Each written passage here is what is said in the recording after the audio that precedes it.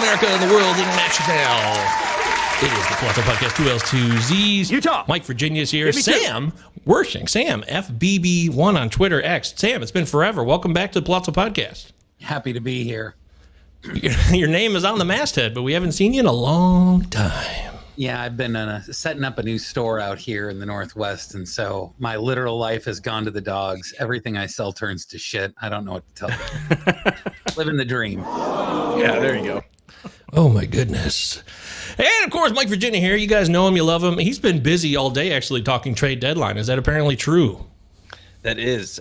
We've been talking baseball literally all day. It's been super fun. And I got to tell you, I was talking to Britton about this yesterday. I freaking love the trade deadline because I went to go see Deadpool 3 today at 2:30 after work with my brother. And the entire time I'm getting alerts on my phone. The rumors, Jack Flaherty was pulled. The Yankees are in on him. The bullshit rumors. Somebody sent me a tweet yesterday that Kobe Mayo was coming up, and this dude pulled out the most epic troll job possible. Wow. And he had like 50 retweets on it, like a bunch of beat writers are like retweeting him. And he's a nobody. He pulls out the epic troll job. So it's amazing that still happens. You know, I've only been taken advantage of once on Twitter, and it was Front Porch Sports, which looks like the New York Post in font and headlines. So when I did a kind of quick scan, I'm like, oh, this is a New York Post article. It got me that one time. It did happen. So it does happen to the best of us. But I don't care because we're here for the trade deadline. That's right. We got Eddie, who's fired up, the sheriff of our live chat. I'm hoping all the boys are on tonight. Govier, Mike VA, Britton Allen, Big Gentleman, and Robbie Baseball. Wait, who's he missing there? Sam. He doesn't even know you, Sam, yet. Sam, why don't you take this moment to say hello to Eddie? Just introduce yourself. Hi, Eddie. My name is Sam. I'm a late 40s, early 50s dude that sells pet food out in the Northwest, and I'm a Mariners fan, and I just love fantasy baseball, and the two guys above me are two of my best friends in the industry, so glad to get to meet you, Eddie. My DMs are always open. You can ask me anything you want. Make fun of me all you want. I'm good. That was great. Now, Eddie, do you feel like you know Sam a little bit more now? I hope you do. And anybody else who doesn't know Sam, follow him on Twitter, X at SamFBB1. We will have others coming through here, just like Eddie mentioned. Robbie Baseball, internet issue, maybe in, maybe out. Don't know if his internet is up to speed at this time, but Big Gentleman will be here soon. And Britton, I emailed him with him last night. He was interested. So if he shows up, he shows up. And then whatever happens from there is fair game, right, guys? I mean, all bets are off. Welcome to the trade deadline 2024. Has there been a trade I've missed since we started the show 3 minutes ago? other than Lane Thomas being traded to Cleveland, I think that's the last one that I heard. So, yeah, that is exciting. I feel like that one came out of nowhere.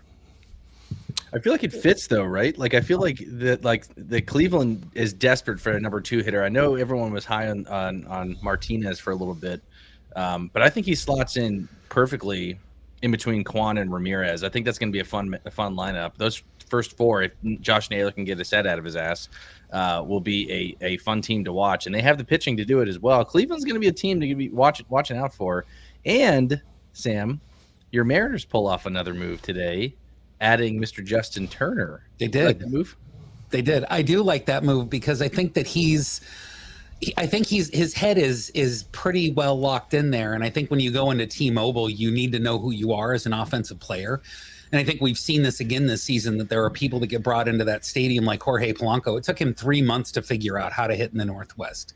And he's coming back. He's had a really good string the last couple of weeks. But I think Justin Turner is going to come in and just do what Justin Turner always does.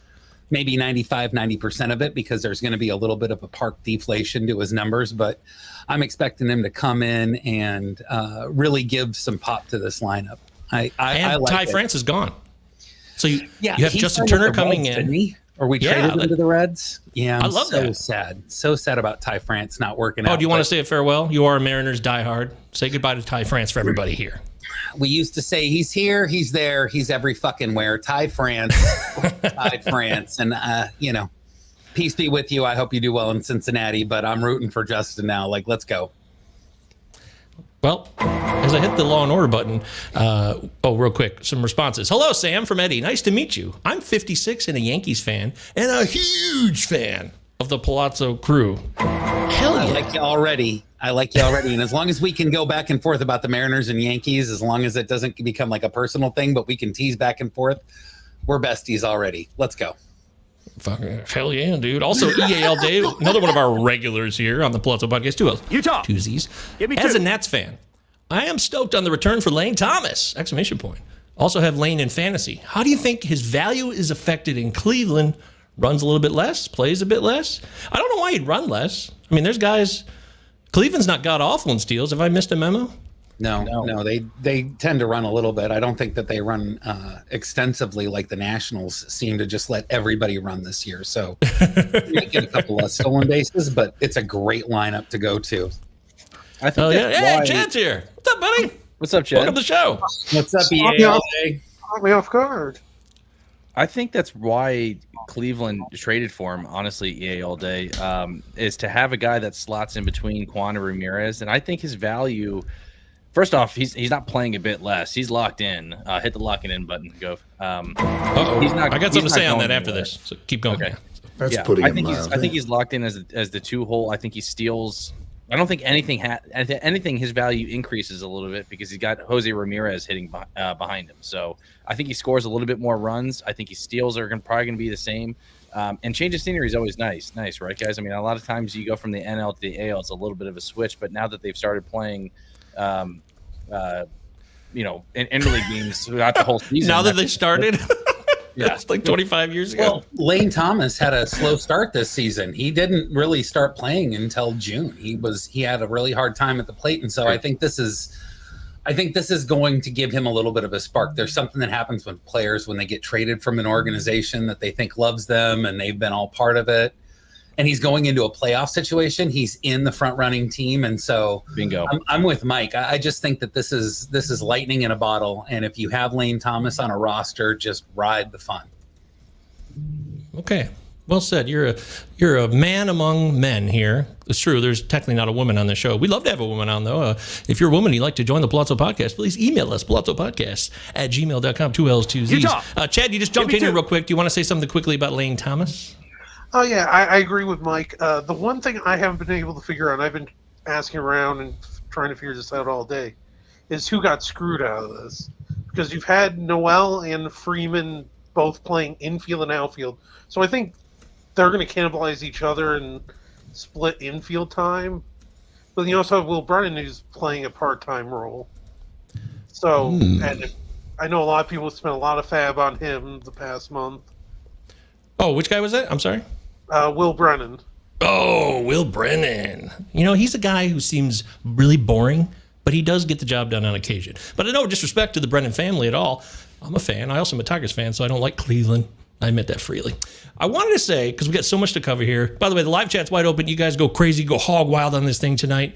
Everybody wants to let us know that people are getting dealt, like Kikuchi. Chad said that in the live chat. Kikuchi's gone to the Astros. Oh, and that's Jamie saying that too. So that's something we'll talk about momentarily. Oh, wow. What a fun time. Bloss. I don't like that last name. It needs to be Boss, but it's Bloss. I wanted to bring up this point from our pal here. So one of our newcomers, very, very into our show. And I love that because the more we get of that, the better. And the more we will grow and connect and learn from others. But so this was Amalek 8. He said, you guys are great. Love the show, and he hasn't been watching baseball over 15 years. That's so awesome, right? But he also had to say the following. So I love the sound effects, but this guy with the sound effects is just going bonkers. It just becomes obtuse and makes you want to punch your phone. Can you tell him to lay off the energy drinks before the show, LOL? And I'm not trying to clown on him or anything. I just like the show. I would like to continue watching the show, not being annoyed by a whole bunch of noises. On and on and on. So basically what he was saying is me being annoying with the sound effects, which is true. I love my sound effects. I always have, always will. It's always been a staple of the Pallazzo Podcast, and I don't think we'll ever get rid of it. But here's a little inside baseball for you, Amalek 8. He's saying that he doesn't mind the sound effects as much, but it's also repetitive, like this one, which Mike loves. I know he loves. We do that a lot. We lock shit in here on the show. That's our locking in. But I'm also operating this, doing the show, talking, thinking about what we're doing with fantasy baseball, also trying to timely jump in with drops when I can. And I don't have an endless supply. Like there's only 8 buttons here. So to give you some knowledge on how this thing works, I have like 500 or 600 or 700 different sound drops. I really do. But it's hard to get them all in because I got to load them in when I think of them or if someone asks for one by request. And then the next thing you know, I don't even know what we're talking about baseball-wise. So just to give you some background, I would love more variety in our drops, and we will try to do that. But I do think constructive criticism is fair, and I want to thank you for sharing your opinion. Thank you, Amalek. Keep watching and keep enjoying. As long as Mike Virginia doesn't get us canceled for that headline over there that I just saw. Oh, Deadpool movie. Meh. Yeah, he was bitching about to me before we went on the air, right, Mike? Not happy. Yeah, that's true. Yeah, wasn't a fan.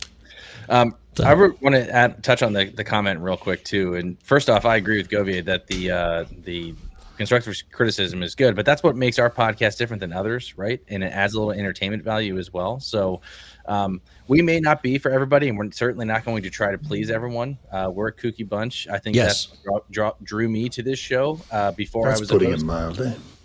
Is the buttons and Govier's personality and the flavor of this show. So we may not be for everybody. So if it's not for you, we're still happy to have you, and maybe you can check us out on Twitter. Maybe just not be part of the YouTubes or only come in for a couple minutes. But I think it's something to be said for we're never going to change who we are, and not going to change our value nor change our style on the show. So, but I also appreciate the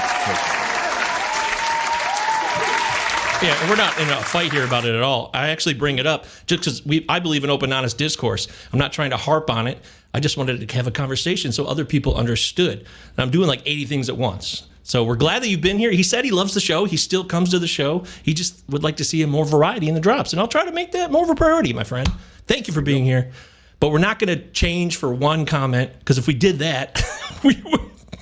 I mean, all the comments I've seen on this YouTube over the last 4 years, they're not all beautiful tales of joy. Let's just say that. So, but I appreciate feedback and your suggestions. Keep them coming. Pallazzo Podcast, 2 L's, 2 Z's, Utah. Everywhere. Give me 2.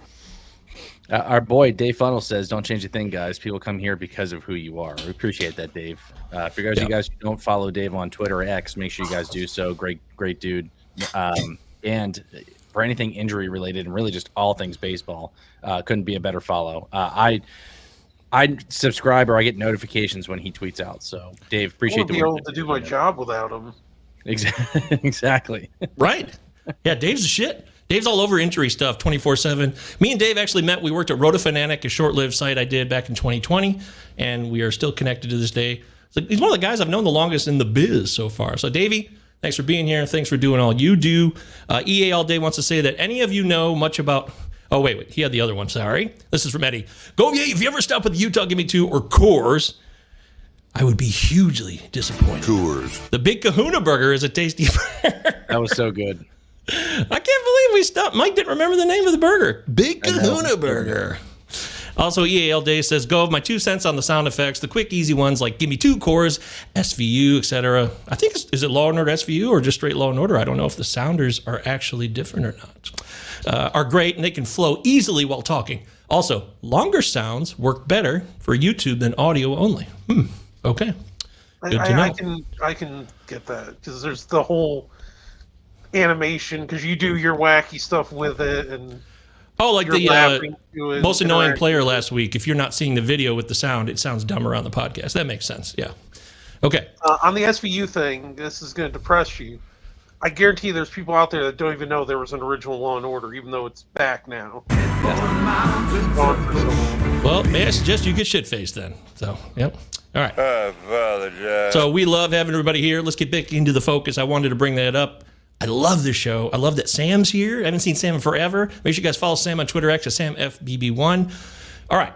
So let's go back to the questions then. Guys, drop them in the live chat 24/7, just like Jeff. You want to smile, or Jaybird and say, good evening, gentlemen. Jaybird, what's up, my man? I'm wearing your DraftKings shirt still right now. Eddie says, I need Jackson Jobe to get called up. The sooner, the better. Mike Virginia's shaking his head. Yeah. I don't think he's coming up this year. Yeah, next spring is when you're going to see Jackson Jobe. There's no rush for him to come up. I don't think he's up this year. I don't think they're going to rush him either. Maybe September. I was going to say that was. Maybe he gets I was a going to say couple. yes. I think maybe the September injuries get have his beat. kind of forced their hand where they're going to have to see something. because they really don't have many other options. Especially Manning went down. Oh, they've been living on the edge here. They've been doing bullpen games to the max, and Casey Mize is still out. It's a nightmare. Alex Faedo's been a guy they're leaning heavily on now. They'll stretch it until September 1st for that year of control. Yeah, as a local Tigers guy, I don't see Job coming up before that time. I would agree. I think we all agree here. Jeff says, most entertaining fantasy pod online. All right. Thank you. Damn! That was very nice of you, Jeff. We love that shit. Keep it coming. Can I touch one more thing on the Lane Thomas thing? I think if for any somebody asked about it earlier, I think who it hurts the most is going to be Angel Martinez. I think we talked about that earlier. Really? In the show. That was the other day. I couldn't think of it yet. He's the starting center fielder right now. That's where Lane Thomas is going to be playing, I would imagine. And he's going to be batting in the 2 spot. So Angel Martinez is going to be not hitting leadoff nor hitting at the 3 or 4 spot. So I'd imagine his spot in the lineup, if he continues to play, will be lower in the lineup. So I know a lot of people are high on him. I just don't see him getting a lot of playing time with Lane Thomas back or Lane Thomas in the lineup now. I want to touch on one other thing because Martinez. people are probably going to think this is going to happen. I would not run out and get Dylan Cruz. No, I wouldn't either. It's too soon. The Nationals are con heavy on acquiring Dylan Carlson instead to replace Lane Thomas in the outfield. Why? Yeah. Why? I don't get That's it. a good question. That's apparently what they're working on right now.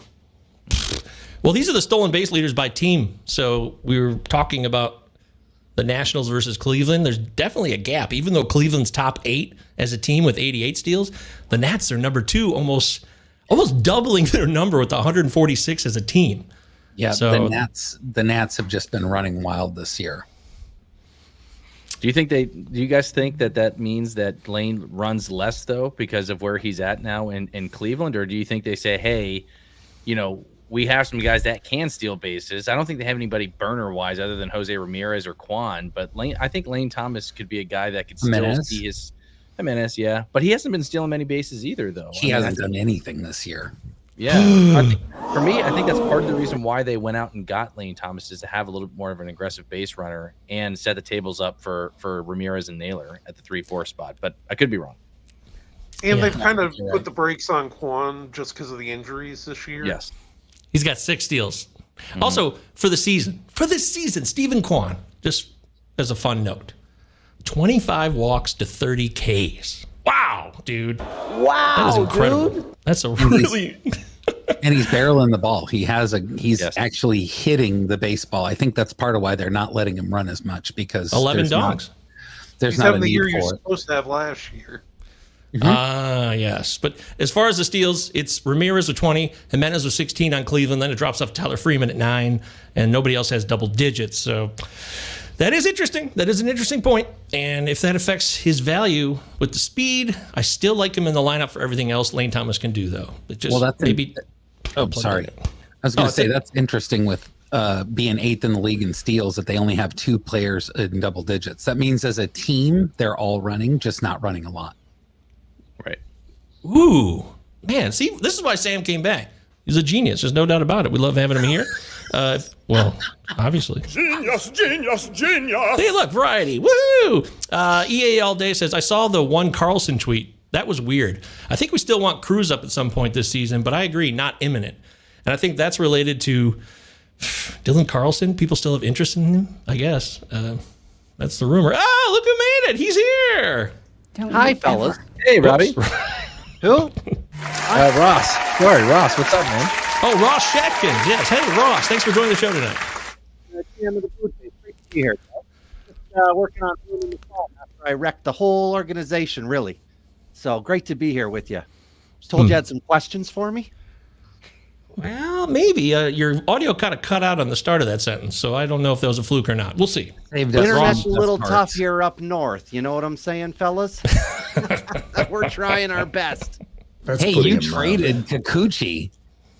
I Congratulations. did, yeah. Tried for the 10-year extension. You know, he wasn't into it. Same with Hyun-Jin Ryu. They wanted to go back home, they said. Yeah, we thought we'd get him out of there. We don't want that locker room poison, you know? Yeah. Man, that's how Canadians are. They're the worst, right? But the Kikuchi deal, he's going to be paired up with one of your pals, Ross, Spencer Arrighetti. Is that good news for Spencer? Does that hurt him in the rotation?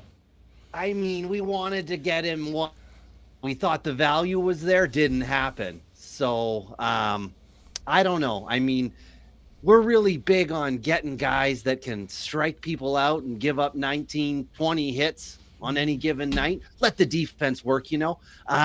I think Arrigati's more of a ball not in play guy. Wouldn't have worked for us long term. In Houston, he'll probably stick in the rotation, though. Oh, hey, Ross, I wanted to get your take too on the return that they got for Lane Thomas, left-handed pitcher Alex Clemmy, who seems to be the prime guy they got back, along with Jose Tena and Rafael Ramirez Jr. Any thoughts on those guys? Yeah, Clemmy, that's a value there. Play, yeah, long term. Like we were trying to ruin Davis Schneider, not promoting him or anything. And then all of a sudden we thought, let's do it, you know, and then we'll cut him after the draft. And that's some bitch. You know, he just played real well. Now he's on the roster, but we've been trying to suffocate him there too. Clemmy might be one of those guys. Cleveland, when they draft, we're looking. I mean, I used to work there for the smarter guys that are still there. I got fired. But yeah, so, you know, it would have been nice to get a deal going with the Guardians. We were trying to get, I mean, really anyone from the organization. Bieber would have been good. Sign him to an extension. I don't think he can pitch no more. So, yeah. No, sir. I mean, it's a good get, right? Sometimes we miss. I mean, often they say. We did steal one from Seattle, though. You know, we got a little Class A-er. Oh, yeah, that's right. Sam, your boy. My favorite prospect with the Mariners. Now it's Lazaro Montas, now that Class A's moved on. Yeah. Are you going to miss him for real? Well, I think at best he's an everyday regular. I don't think he's an all-star. He's probably a 15-30 guy in his best life if he gets regular run. You know, we're not going to let that happen up here in Toronto. No, we're not. I don't know if you've seen what we've been doing with the prospect. We're going to run back Kevin Kiermaier profile with him. Oh, he's retiring. We're still trying to sign Kevin long-term. I know he made the announcement hoping we'd trade him, but we're still looking to get him on for another 4 or 5 years. I think there's more left in the tank. But Class A's got that explosiveness that we're going to really mute in our organization. Pick up the phone and start dialing. Call the Blue Jays now. It's not going to be more than what T-Mobile has done to our entire offense this season. Like, all they got to do is let him get on the field in Toronto, and he's going to have a better season. Bullshit! No, it's true. It's true. Oh, okay. No bullshit.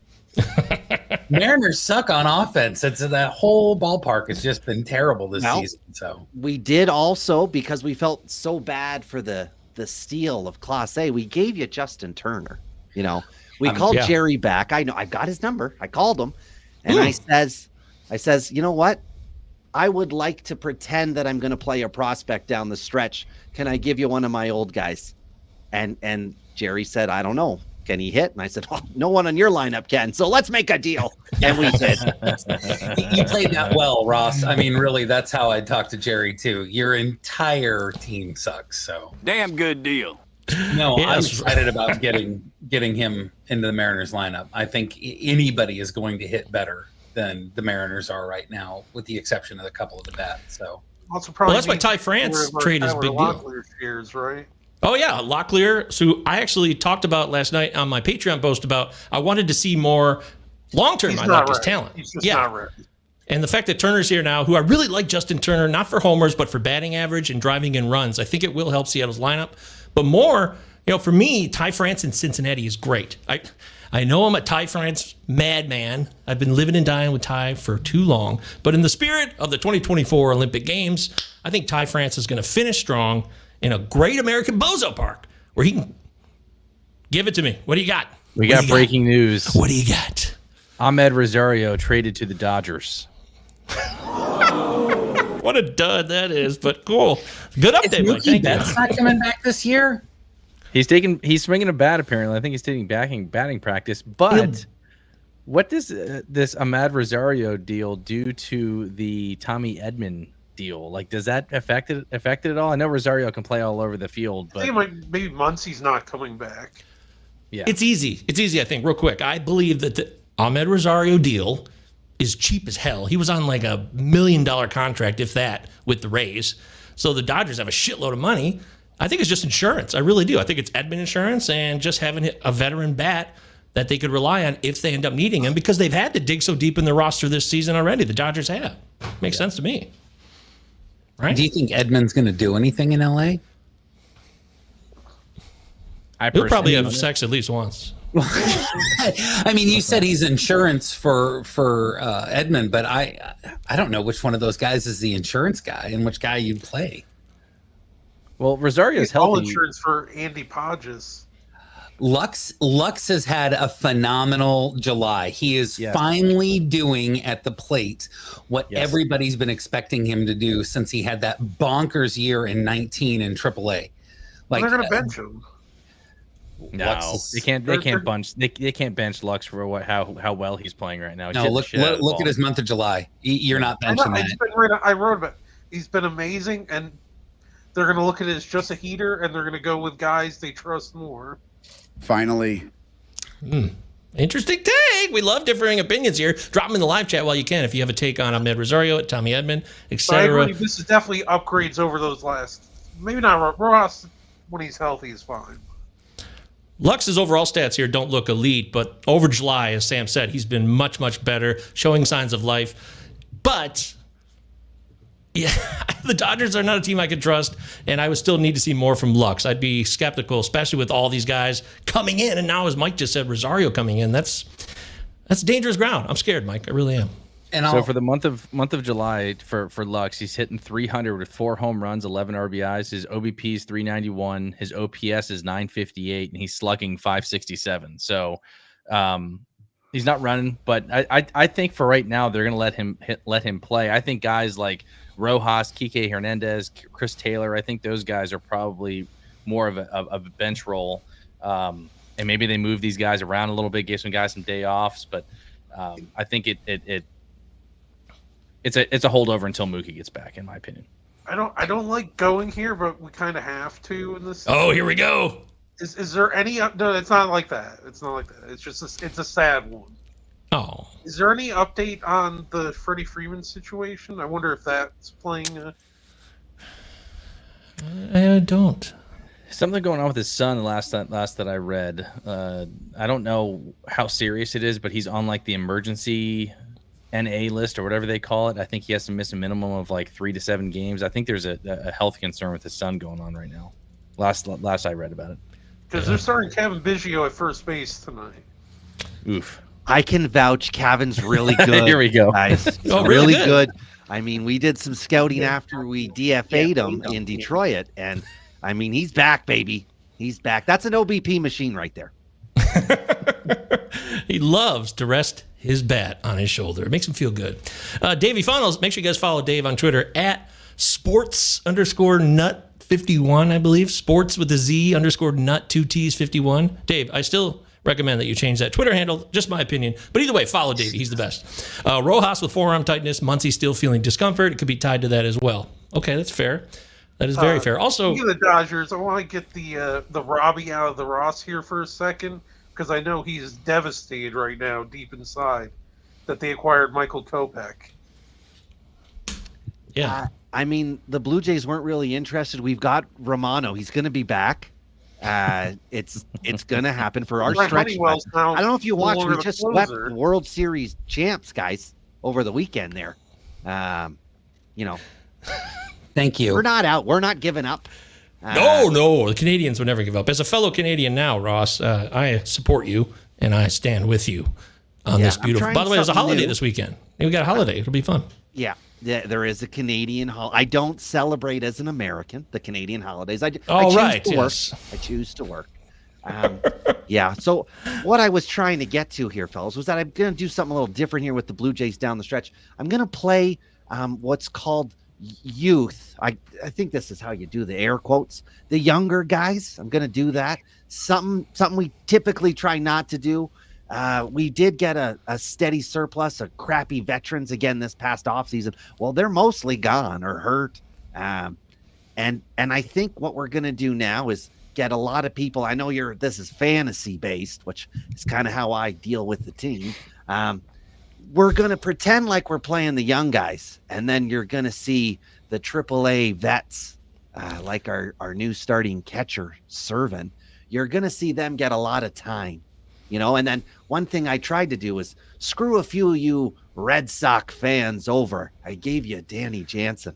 That's just going to take away from the one good catcher you had, and then we had old slippery fingers Reese's Pieces there, and now he's out of that org too. So we'll try to get him back. We'll see. Cal Quantrill and him love talking about masturbation. Another slapdick catcher. Guys, it's a healthy habit. It was just a poor location, kind of like where his pitchers were throwing him that spring. That was our conversation. So, Ross, what I hear you saying is that Toronto is becoming the Colorado Rockies of the American League. I wish.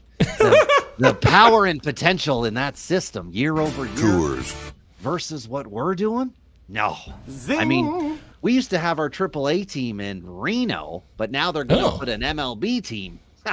It's something else. I mean, the way of the world. That's the thing, right? Okay. Owners be crazy. What can I say, Ross? Going back to the Dodgers, Miguel Vargas left as part of that Kopech Edman deal. Virginia. Miguel Vargas is a guy that a lot of people cream their pants over. Are you creaming your pants over Vargas in the south side of Chicago now? Yes and no. Like I'm excited for him because he never got a half really of a cream. Okay, yeah, half cream. Yeah, half to one side of my shorts. White Sox are hoping full cream for what they gave up to get him. Yeah, I think it's a good move for the White Sox because I think they're going to give him full run and just let him go nuts. He just never got a fair crack in the Dodger system, and I know there was some injuries in there and then some slumps, and they were sending him back, bringing him up. They just messed around with him too much. So I'm actually excited for him in Chicago. I think I'm not as high on him as everybody else is. I feel like a lot of people are like, free Miguel Vargas, but I'm interested to hear Ross's take too. The prospect guru. Oh boy. What do we think of Miguel Vargas moving forward? And he's somebody that can be viable this year on fantasy teams. I mean, personally, we were trying to get him, but the Dodgers wanted assets. They called that was the key term. And then they're using statistics about fighting a war or something, and we don't have any players doing that in a positive way. So we couldn't do it. We weren't going to give up our falafel. So that's a franchise player right there. So we weren't able to do it. And I mean, I wish Miguel good luck with the White Sox. He will get playing time. I mean, that's a given. No brainer. And the fact that the White Sox were willing to move on from Kopech, it says a lot about the organization and how they're viewing relief pitchers. When you don't have save opportunities, you don't need someone who closes games, I guess. We don't have that problem in Toronto. We just swept the Rangers over the weekend, if I didn't mention that already, guys. That's awesome. And right on schedule, Benjamin Chase checking in, our prospects guru himself. Benjamin, say hi to Ross Shatkins.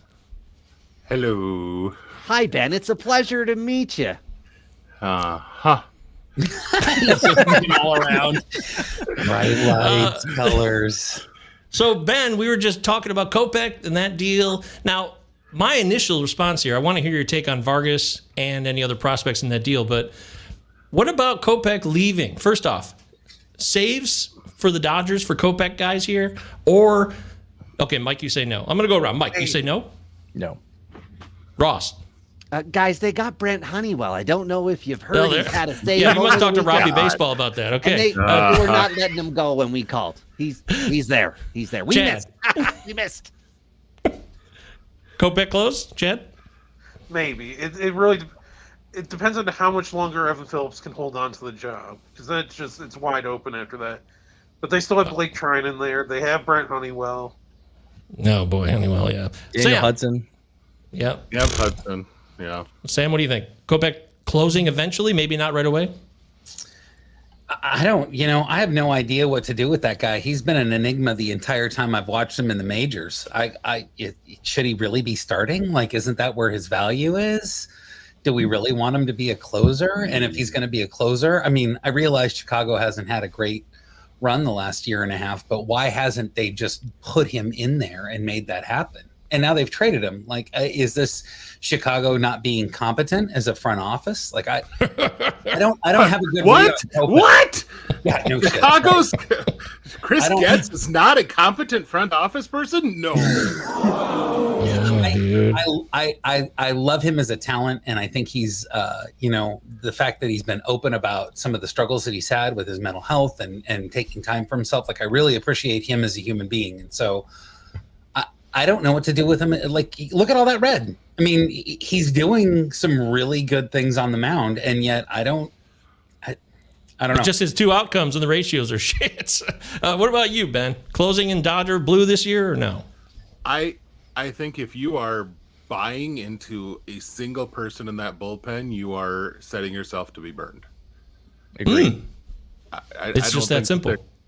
I think that's a bullpen that they're going to have guys floating in and out. It's going to be flavor of the day. They've got the talent to do that. And that's the whole thing, is they've got and Tanner Scott's still floating out there, and they've been in on him too. I was just gonna say they were in hard on AJ Puck. They were in. I mean, they've been in on a lot of guys in that bullpen, and they're looking for. I mean, they're looking for the big shots. They're not looking for, we're coming after your sixth inning guy. They're coming for. We want someone who legit could be a ninth inning guy if that guy gets hot. Because, I mean, let's remember, Aroldis Chapman was acquired. The reason why they got Cole Reagans from the Rangers last year was because the thought was Aroldis was going to take over and finally be the closer they'd been seeking all year. And then they end up getting other guys hot at the right time in the playoffs. And teams have started to – good teams figure that out. Texas happened to get hot with guys on hand, and it was okay. But good teams know – I don't care if the guy saved 50 games for you this year. He might not save a single one in the postseason if he's just not that guy. Okay. Makes sense. Give you to backtrack real quick too, Ben, because you just joined us. Make sure you follow Ben on Twitter, X @BigGentleBen. You want to get the take on Jose Tena and Clemmy, the return for Lane Thomas in the Washington-Cleveland deal. Any fantasy appeal for these prospects, Tena and Clemmy? Well, are you in a minor league fantasy basketball league? Because the Washington Nationals should be your number one draft choice among all farm systems. They've now acquired Tyler Stewart, who's 6'9". They have Jackson Rutledge, who's 6'8". They just acquired Clemmy, who's 6'6" or 6'7". They're getting themselves quite a team there. I think they could probably take on most anyone height-wise. I love Clemmy. I loved him in the draft. I thought he was good, but I loved him as a guy that would really work well in the Cleveland development system.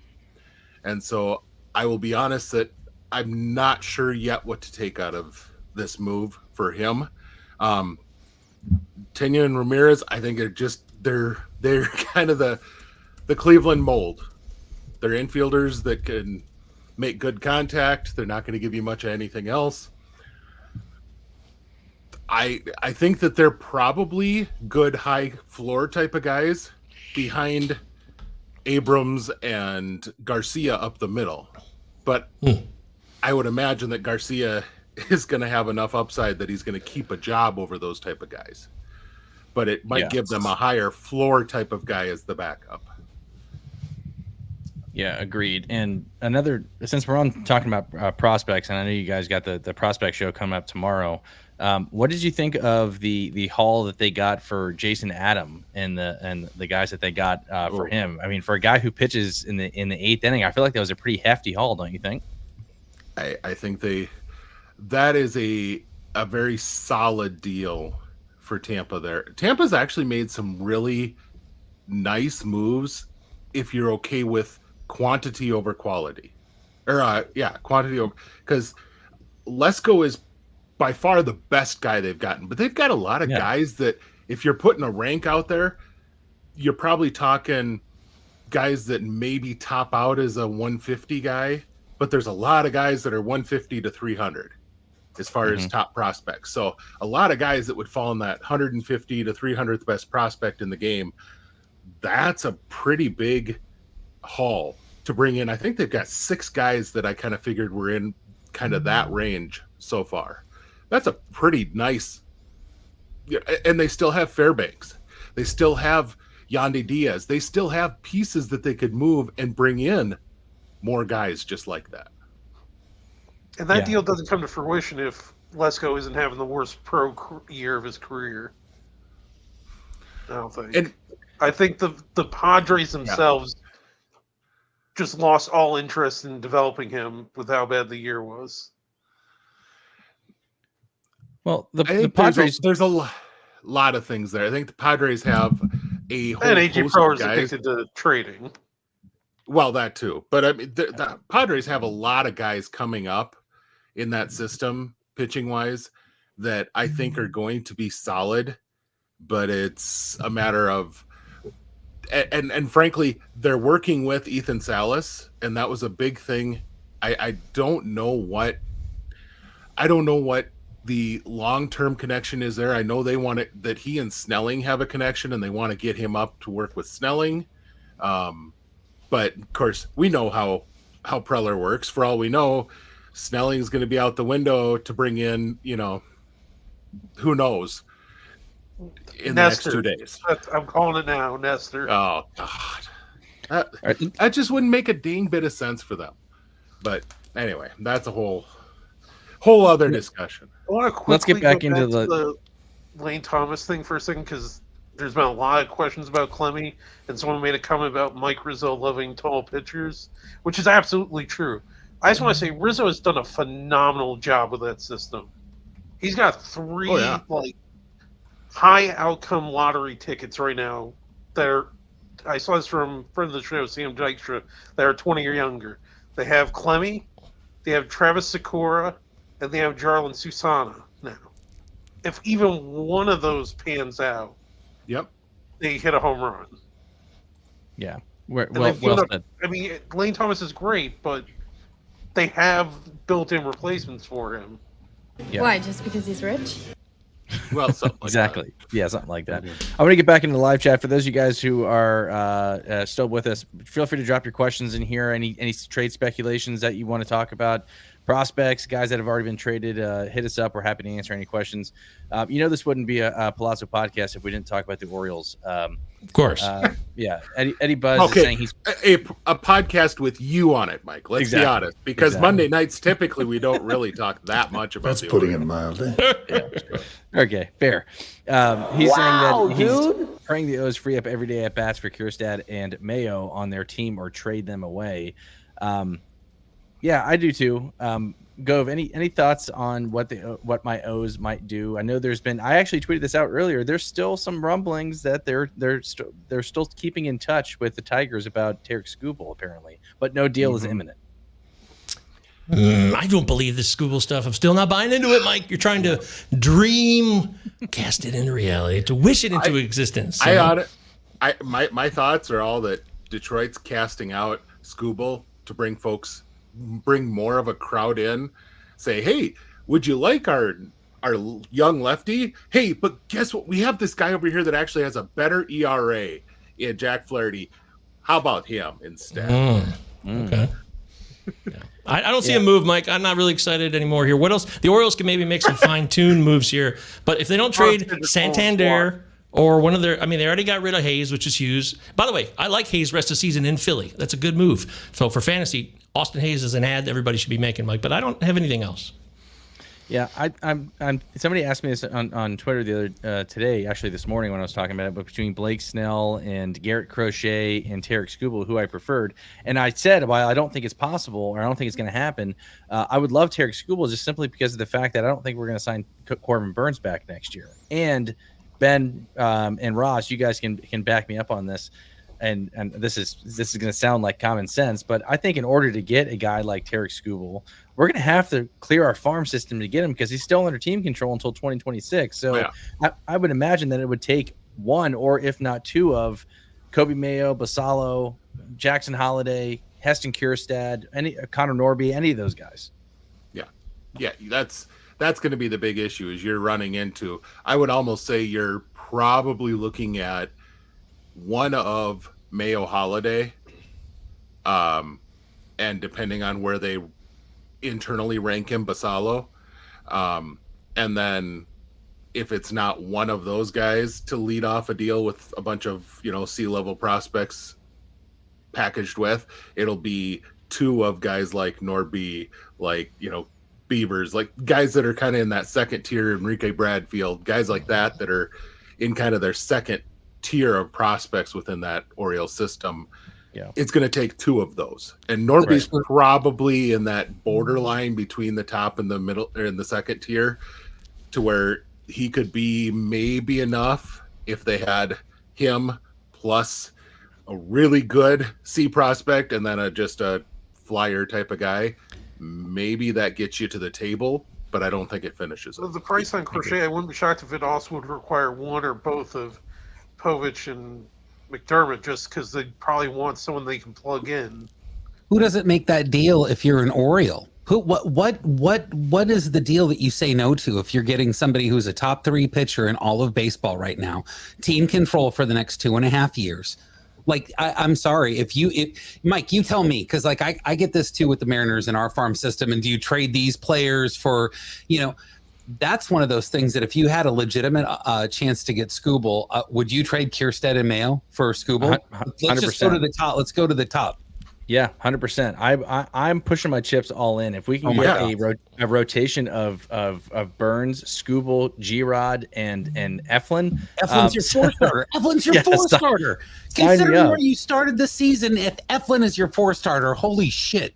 I'm in win now mode, so I would make that deal in a heartbeat for sure. I hope Detroit does not do that. I hope Detroit keeps Tarik Skubal, but they won't. Yeah. Man, if you guys get him, that would be awesome. And I all in. Because he's not a rental. He's not a rental. They're going to let Crochet set the market. Yeah, that's true. They might do that. Enough Orioles talk. I want to talk about some guys that the Braves. Yeah, we'll talk about the Braves.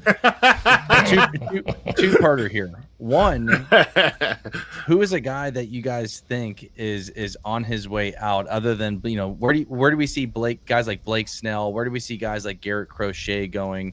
And what's been the biggest fantasy surprise so far, and improvement for a guy that's been traded already? Take your pick of either of those questions.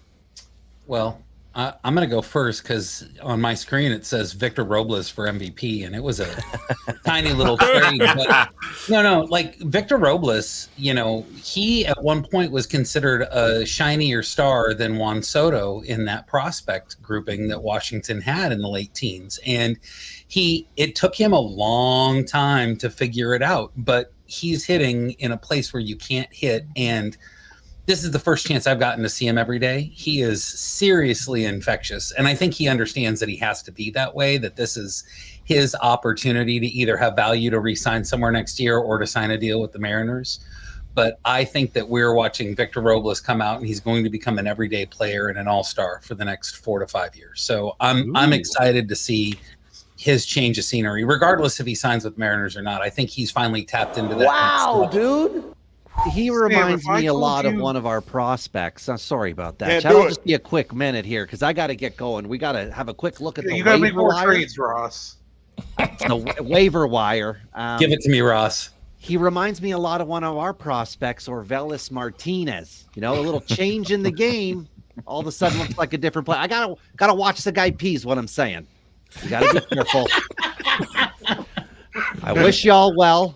Thanks for the shot in the arm there, buddy. Teams, okay? Hey, Ross, thanks, good Ross. To have you, buddy. Let's go Blue Jays. Okay. Yay!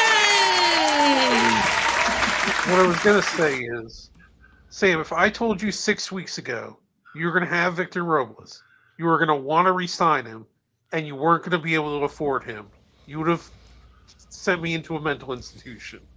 But I think we're getting to that point where he's going to price himself out. I don't know about that, other than I know Seattle doesn't like to spend money. So that could be something where he wants something legitimate. But I also could see Jerry signing him to a 3-year, $30 million deal or a 4-year, $30 million deal, somewhere in that range. So Dylan Moore contract? Is that what Dylan Moore is? $8 million a year? Well, he got a couple of years. So it was a small deal, cheap, but he was reliable enough in their opinion to keep him around. I'd give him enough to stay around and keep an inexpensive choice in the Especially with outfield. Clase gone, you're going to want. Well, between Randy and Julio, we just need a good third player, and Victor would be phenomenal for that. Yeah, There's a fantasy Eddie wants to know. There's There's no way that that's happening. We'd have to give up almost everybody in our farm system to get both of those guys. I bet you Detroit would do it for the two players I mentioned, and then Povich and another player, and that's it. Well, somebody brought up a good point. Like if they traded for, if they traded for Mayo, Norby, and who was the third Kierstad? one I was thinking of? Kierstad. Would all those guys slot into their starting lineup right now? Probably. Right. Like they'd be instantly their lineup would be tell better. us, Mikey. Yeah. How dare you? How dare you, I just sir? want to ask Ovier a quick question since we're talking about the Tigers. So I've heard these rumors, and you're more tuned in than I am with the Tigers. Is there any smoke and fire to this Spencer love Torkelson, rumors. traded Hawk? I have not heard much about that locally, and I don't believe that they're ready to do that yet at all. I think Torkelson's a guy that they're just waiting on because they have such long control still on him. They're not going to abandon ship on him right now. Torkelson stays. If he comes back up or not, I think that's a fair question, but I really do think he'll come back to the big league club. Torkelson should be back soonish, post-trade deadline, maybe middle of August. Also, by the way, just as a fun note on Torkelson, guys, in my home league, which is a 14-team head-to-head Cats league, yesterday, after months of trying to sell him, the guy who had Torkelson in our league, which is an 8-keeper league, by the way, we keep 8 players forever, he cut his ass outright. He'd been trying to trade me Torkelson for Randy Rosarina, a bunch of guys over and over again, but he finally just cut him outright and gets nothing for Torkelson after being a keeper on someone's team last year in that league. So I'm not arguing that with you. there you go. Oh, shit. Joe Torre's here. Hey guys, what's up, fellow Americans?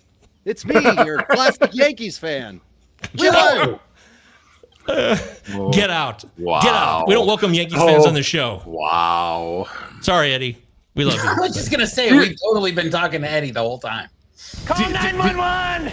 Do you guys see what I deal with every Monday night? I mean, come on here. What are you talking about? You get to podcast with some hot dude. I'm sorry. Oh, my God. He really did leave. You did. What you just said No, just so is we one can of the most kinda gauge insanely how the idiotic Dodgers things I've value ever Alvin heard. Rosario. They gave up a 27-year-old pitching prospect for him, Yeah. That's so they don't value him very highly. no. Which I do think is interesting because depending on which Dodger fan you talk to, Miguel Rojas is maybe the second coming. And if you get, I really think Rosario is going to give them as much or more than what Miguel Rojas has all season. So that's an easy swap out for me if I'm the Dodgers. You know, no Don't be questions that guy. asked. My only question there, because I'm rostering Rosario in a few places because the guy has had a 300 average all year long, is how much does he play now? Yeah. But he's so empty and everything else. And batting average seems to be more, maybe it's just anecdotal evidence, but I feel like batting average is easier to get now than it was before the rule changes. I mean, even a guy like Brendan Rodgers, again, a lot of people don't like him out unless he's playing at Coors. But he gives you a batting average too, and he gives you a little bit more. So I just think it's, for fantasy, Rosario Coors. is just like, Coors, man, Let's- that's my team. oh, you're a Rocky. Hey, I used to played be. that field. I'm a Rockies fan. Is this All what people in right. Denver sound like? My Is that God. true? Have Take we off, made eh? a move? Have we made a move this year other than waiver claims? Hell no, baby. Rockies. Woo! I love the Hey, Rockies. Vodnik's fun up in Colorado. Banquet beer. What's that? Vodnik's fun up in Colorado. Yeah, Rule 5. All right. Or- That's how we No, make the he's a former Brave that was traded Come Of on. course, Cares about Ben the knows. Braves. Yep, Come Ben on, knows. Dinger. from Pierce Johnson. That's how they got Victor Vodnik. Is they His traded salary was so Pierce cheap, though, Johnson. Eddie. It was like $1 million. It's nothing. I know Tampa Bay's cheap. I get I it. was So just maybe gonna that's say the joke. Tampa Bay makes that a real thing. I wasn't listening earlier, so I haven't really caught up. I just saw Rosario was mentioned. He's just going back to the Dodgers, guys. He's just depth. He's there to fill in. He was there last year down the stretch. Same deal. I don't know if you guys had already covered that or not. Nothing to get too excited about. The real move is all the fun, exciting things that have opened up now with the teams like the White Sox and like who the hell's going to be in that rotation. And, with Boston, what exactly, like what's left here? What are we going to see as far as like moves going here? There's a lot of fallout over the next 2 days. I mean, Boston picked up Paxton. They're just going to put him in the rotation. And Quinn Priester. And, Priester was like I love that. That's a much more minor move that now, unfortunately, I mean, we'll talk about it tomorrow night, Ben, but Nick York's as good as dead for fantasy. When an organization needs pitchers and all they do is trade them away. Good stuff, Pirates. I think the Red Sox are likely going to be one of the teams in on Luis Garcia from the Angels. I've seen a lot of ties with them going up and getting bullpen arms because they got a lot of injuries in that bullpen as well. So they need a guy. And I wouldn't be surprised if that deal happens tonight or tomorrow. I think you're going to see a lot of deals tomorrow and everyone trying to get across the finish line and making some deals. So I don't know. There's a lot of guys that still haven't been traded yet. Like I think we see Blake Snell get traded. I think we see Garrett Crochet. I think we see some of the I don't relievers. think Crochet moves. Clean out your locker at the club, Bob. You're fucking I want to fired. throw out a thought that has crossed my mind more than once as we get closer and closer to the deadline. We've seen it with Matthew Boyd, where they don't trade when they have a pitcher of overwhelming value compared to his level of talent historically. What if the Tigers just stand pat again? At least they have a core. Try and bring back Flaherty for another year. They got a core to do it with. I mean, MLB teams do that all the time. You just throw money at a pitcher and they'll stay. Like that's not the worst idea to like if the Tigers legitimately think this is our best move for next year. In the NHL, they used to trade guys at the deadline, get a first-round pick, and then sign them back in the offseason as a free agent. I think Keith Tkachuk did it 2 years in a row for St. Louis or whoever the hell it was. That stuff doesn't happen in Major League Baseball. They're loyal to the dollar, and if the park will make them look good. Like Robbie, here's a question for you, though, with Crochet. If he stays in Chicago, and they may have said this to boost his trade value, that he said he wouldn't be on an innings limit. If he stays in Chicago, does Chicago shut him down at some point? Because he's already way past his overall innings. I think he's already thrown 80. Do you think they shut him down if he stays with Chicago? And what does that do for him fantasy-wise? I don't think they necessarily will shut him down. I think they'll do pitch counts and let him keep going because it makes no sense. You're not going to actually shut him down to the point that he doesn't pick up a baseball and that's what I meant. De-athletes, right? But right. I meant limit his innings. Oh, well, I think they'll just be responsible with it. And the team around him is going to have to make kind of a fundamental change in how they're approaching things, like the organization, in how they're going for things. Do they want to do something fun and exciting, like try to be competitive, or do they want to just have players get playing time? Like this is America. You don't make money. You're a fucking douchebag. Now what you gonna do? Absolutely. Other than Davis Martin, I don't know who else could like kind of climb into the rotation that we're not thinking of right now. And Martin's coming back from Tommy John surgery. He had like 50 and a third innings pitched for a career. Sure, Govier, like you got the thumbs down. I got him in every dynasty league. So I think pause for Flaherty, not you, buddy. Sorry. I was gonna say I think that there's a shot he gets innings. Not that they're good, but the same thing with Crochet. You do need to cover innings, and there's no point in saying to him, like we want to get 140 innings out of you this year and we're good. They'll push him. I mean, the dumbest thing you can do is do what Toronto did with Aaron Sanchez years and years ago, which is, we're going to move you from the rotation where you're doing very well to the bullpen.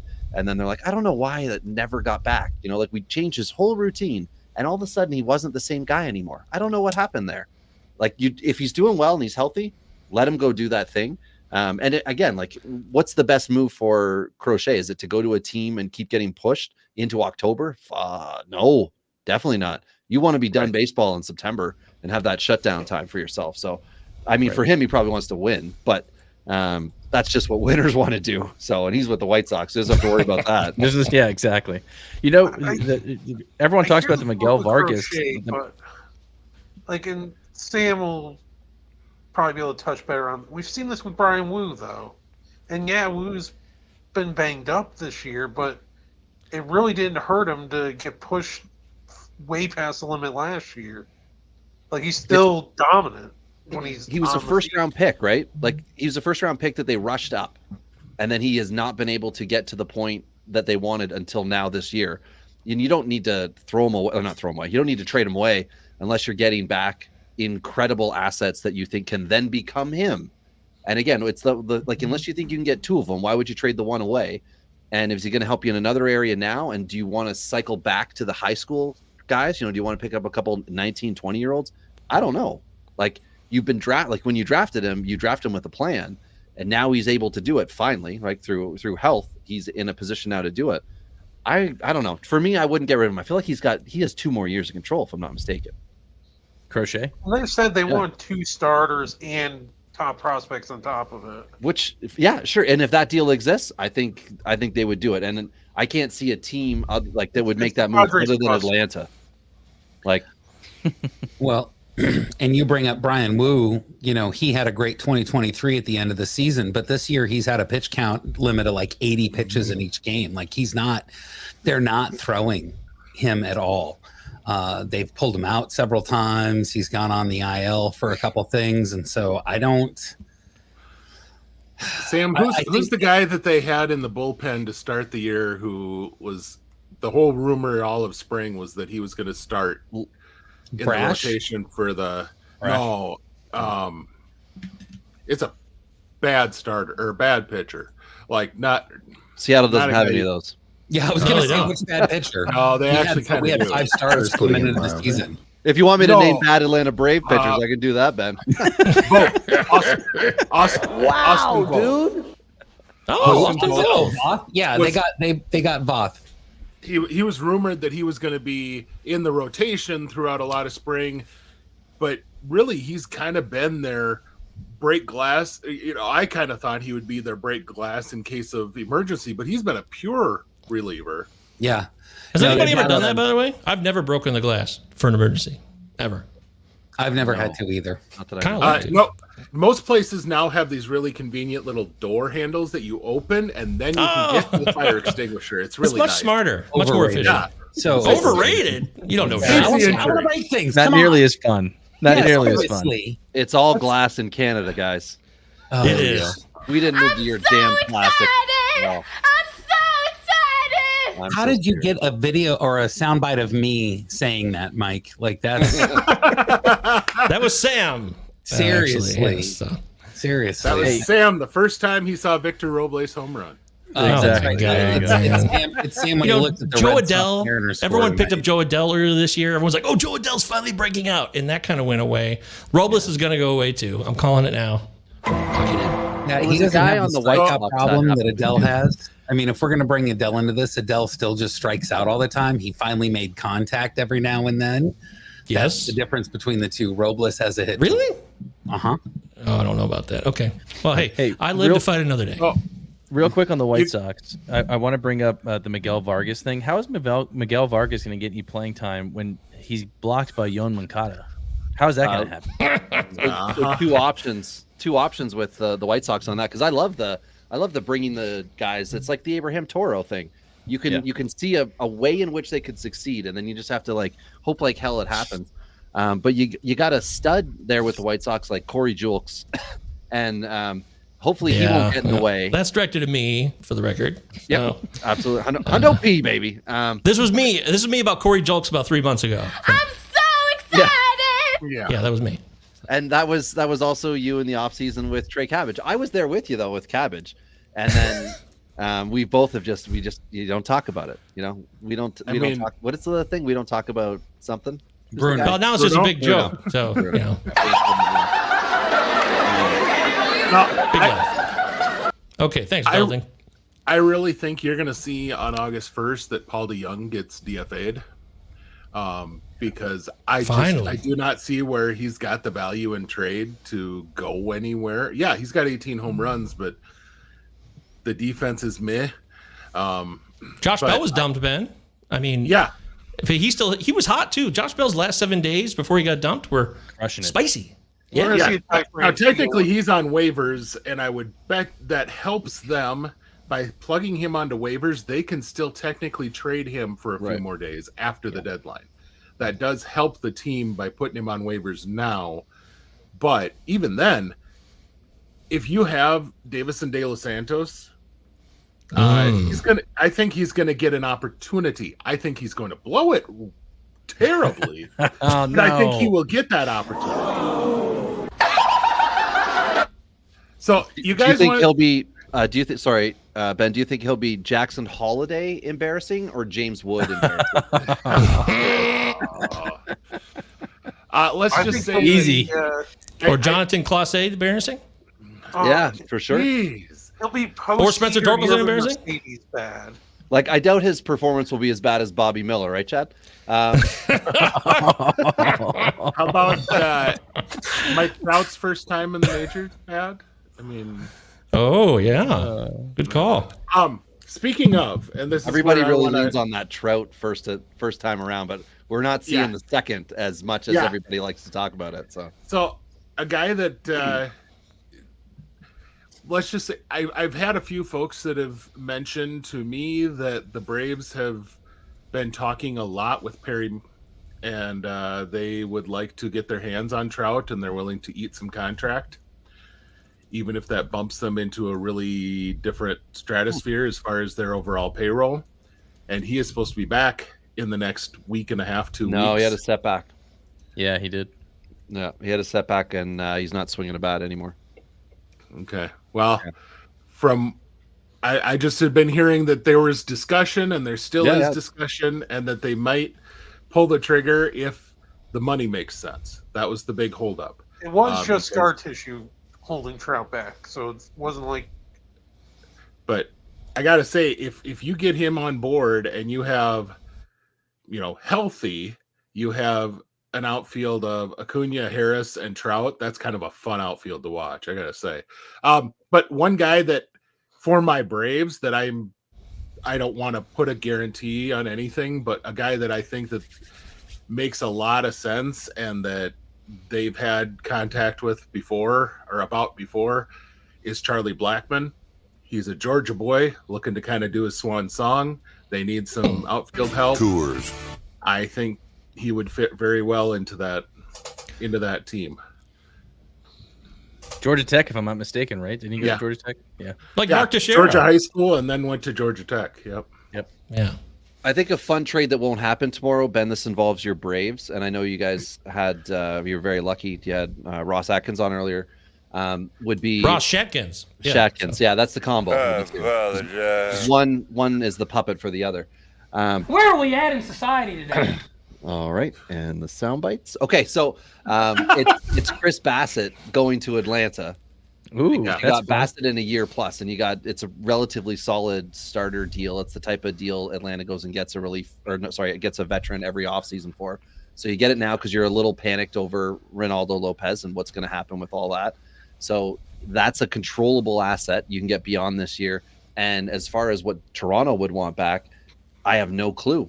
Like, realistically, you would say, well, what's Ian Anderson's control situation like? Can we take a shot on him, not as our primary return, but as a potential kind of maybe he could become someone else to our organization later on?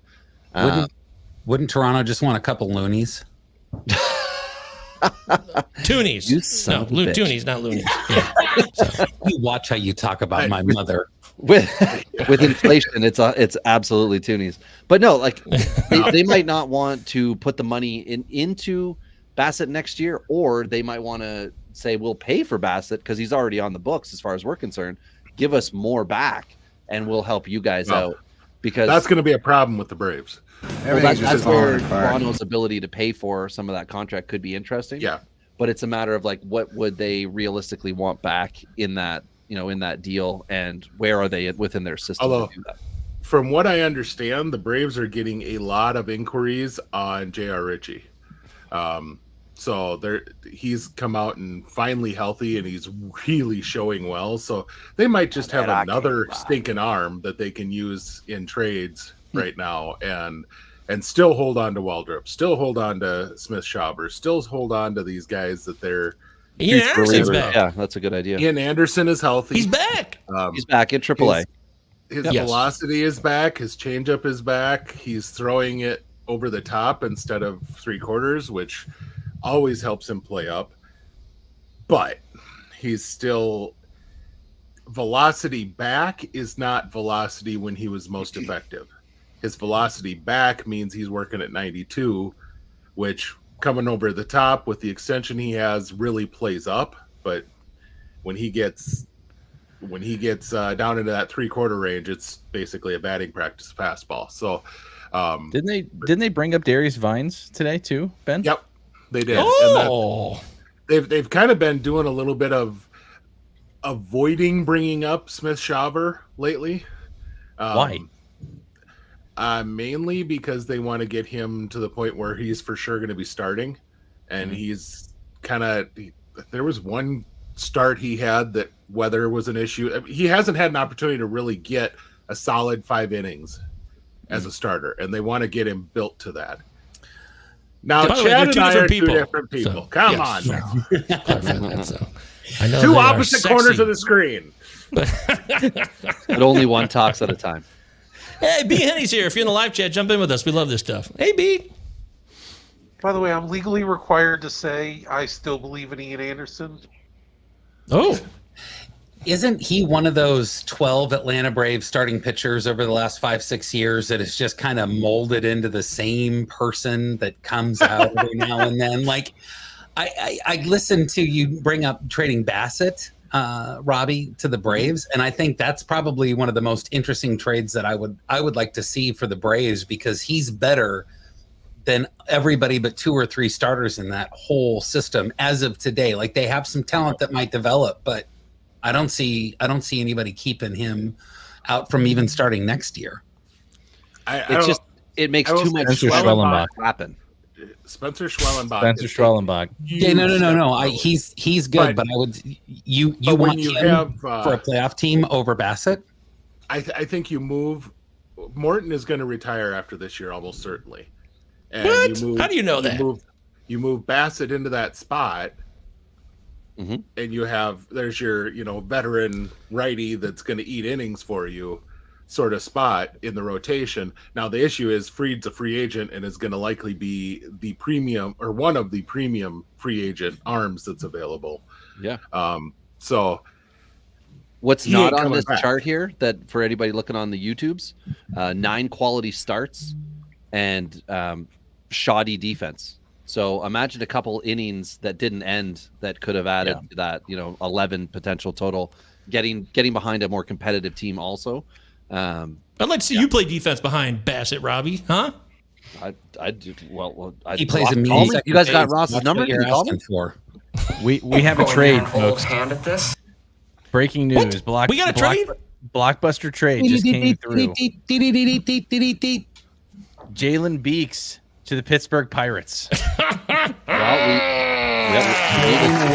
Hey, it was just a couple years ago that he was a big return on a trade that brought Nate Eovaldi to Boston. Mm-hmm. If you guys remember that, when Eovaldi was the stud for Boston's playoff run, wow, to win the World Series, they traded Jalen Beeks in order to get him. Be right back. Running to the waiver wire. I gotta go grab Beeks. That's putting it mildly. I'm very sad though. They acquired Luis Peralta for him, and there goes Peralta's hopes of ever being anything. I'm so sorry, Chad. That is not fair. Look, Beeks is gone. Congratulations. You're out of Colorado. Yeah. Congratulations. Cool. Exactly. Hey, let's go around the horn real quick. I want to do this. Just around the horn. I want to hear y'all's predictions on where Blake Snell lands, because I think this is the most interesting starting pitcher not named, who's realistically on the market, not named Tarik Skubal. So, Govey, I'll start with you. Where does Blake Snell end up?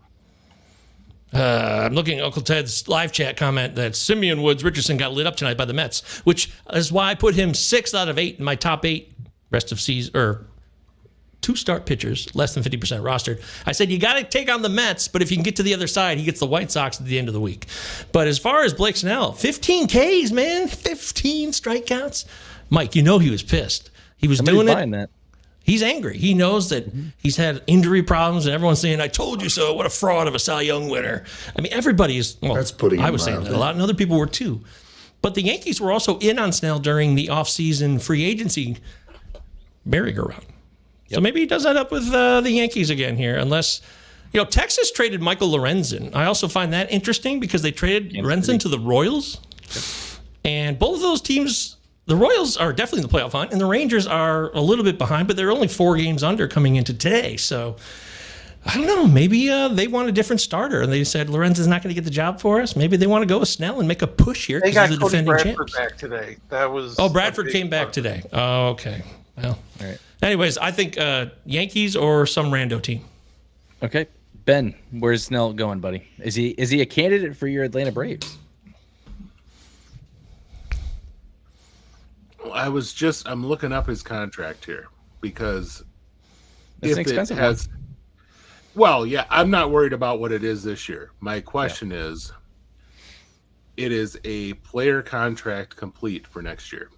That makes it tough for the Braves to be involved. A really curious team that I've heard is talking about making a splash on a starting pitcher is the Minnesota Twins. I've also heard the Milwaukee Brewers are throwing out feelers. Neither one of those teams seems like a team that would really kick in $30 million for next year on Blake Snell, let alone this year's salary. But it's also a player option. So Snell could go to Minnesota or to Milwaukee and say, see you later, slapdicks. I'm going somewhere else. And put himself back on the market next year if he thinks he can get more than $30 million.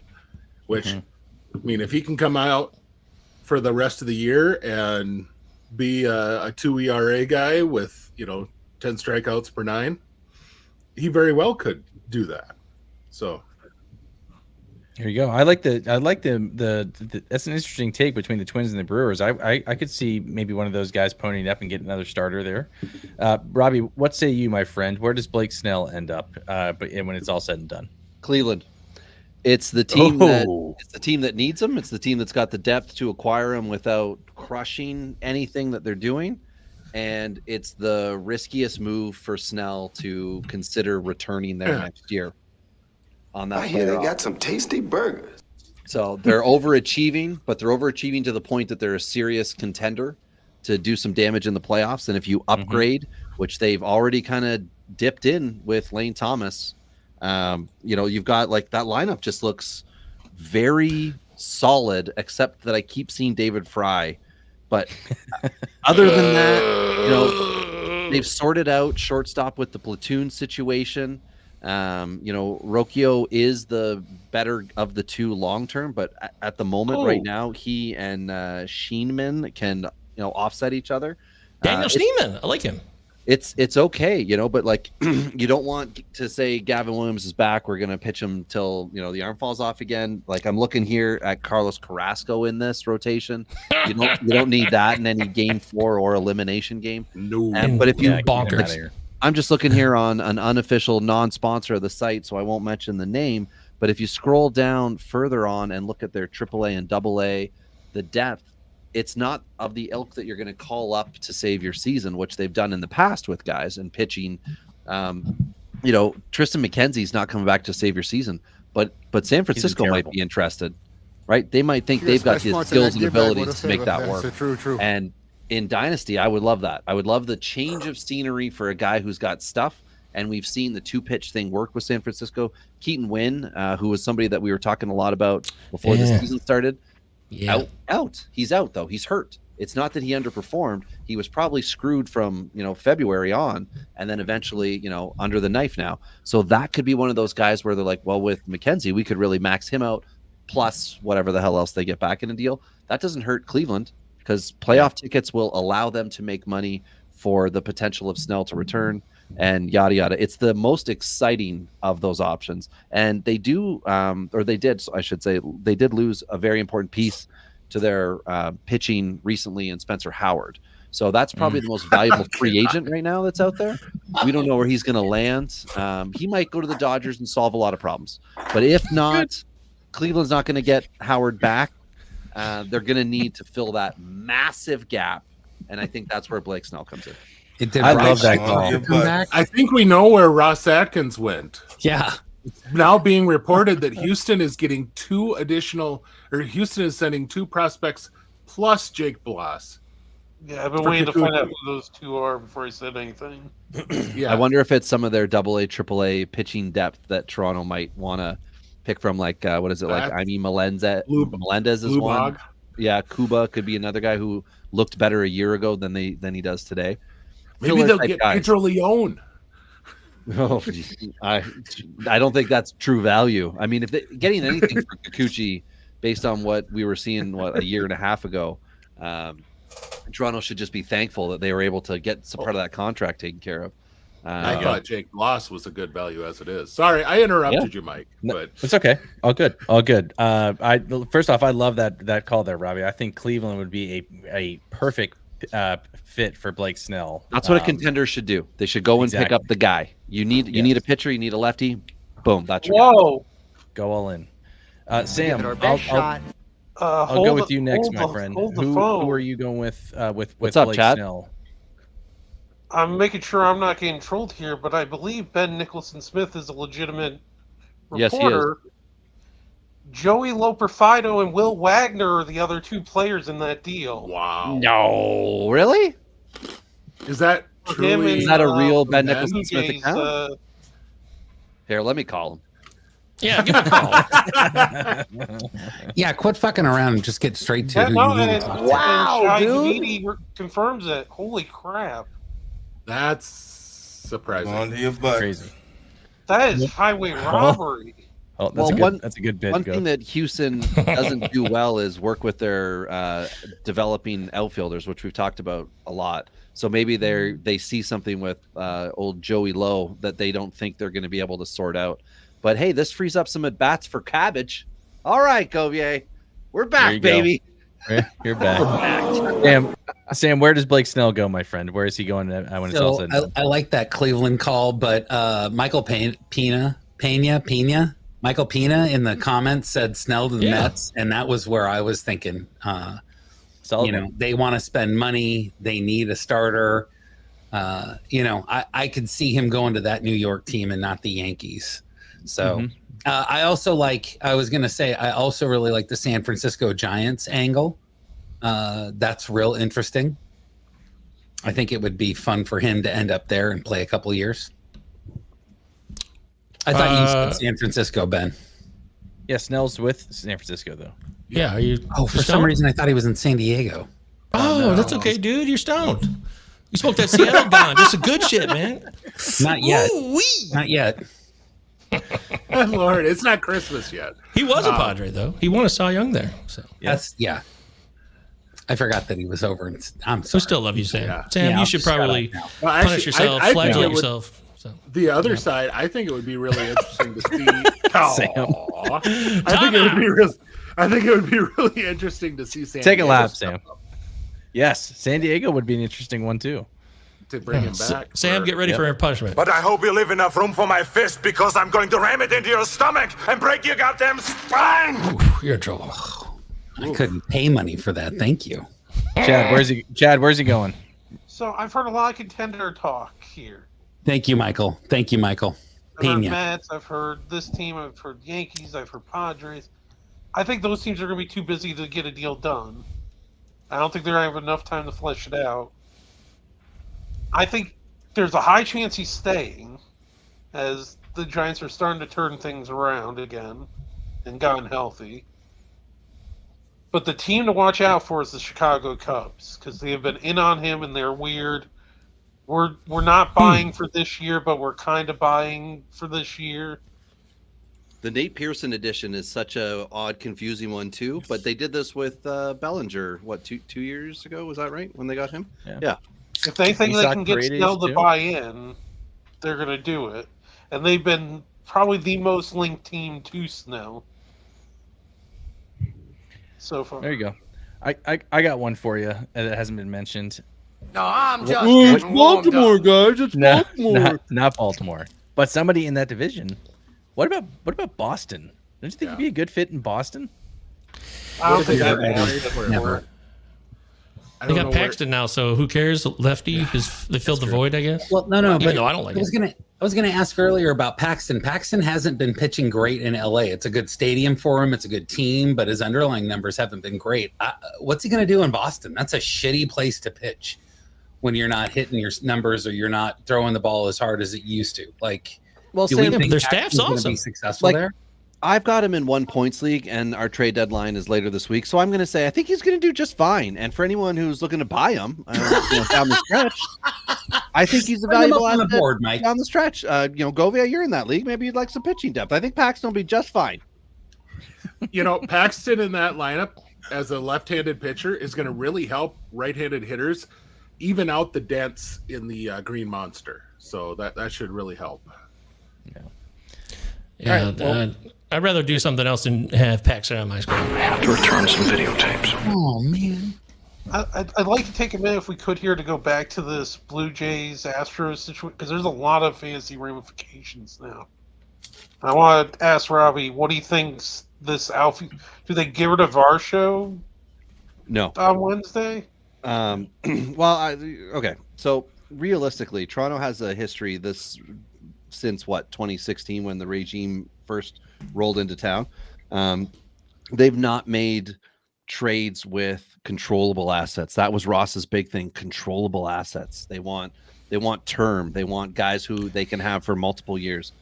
And they have not been good about trading those guys away. They seem to do it when it's for your Matt Chapmans in the offseason. That's when they get all pumped up about like, boom, asset in. And then like in season when they need to make a move, they don't do it. This is one of those rare times. It is not the first time, but it is one of those rare times where they need to not do a reset, but they need to make sure they've got future assets not too far away, guys. Like this isn't a fire sale situation where they're going to be screwed. This is we still have a ton of veteran pitchers and a lot of money on the books next year in a few guys. So we cannot afford to punt away all this crap. So I feel like they need to really watch. Like I'm just looking here at like Varsho as a left fielder. That's not a massive asset that he's bringing you. Kiermaier's dead money for the rest of the year, and he's gone. It's the bench. You need guys that can Springer steal. Worthwhile? You think George Springer is like the biggest. He's since signing. George Springer has been the biggest confusion in Toronto because the whole thing was at what point does he move over? Could he potentially become a left fielder DH type? Oh, he's really good. He'll play well. The AstroTurf went from being like this liability to an asset because it can be considered softer than grass when you land on it. But, before the latest turf came in, athletes said they hated it because it was so fast. The infield was hard to play. You needed really good defenders. All this like in the weeds crap. But end of day, like Varshall's just a guy. He's not leading anything for Toronto. So who cares whether he comes or goes? If you can get a legitimate asset for him. That's putting it mildly. If you think like, okay, well, then we're going to plug Clase in. Well, it's who's going to replace him. Because right now I'm looking at their bench tonight.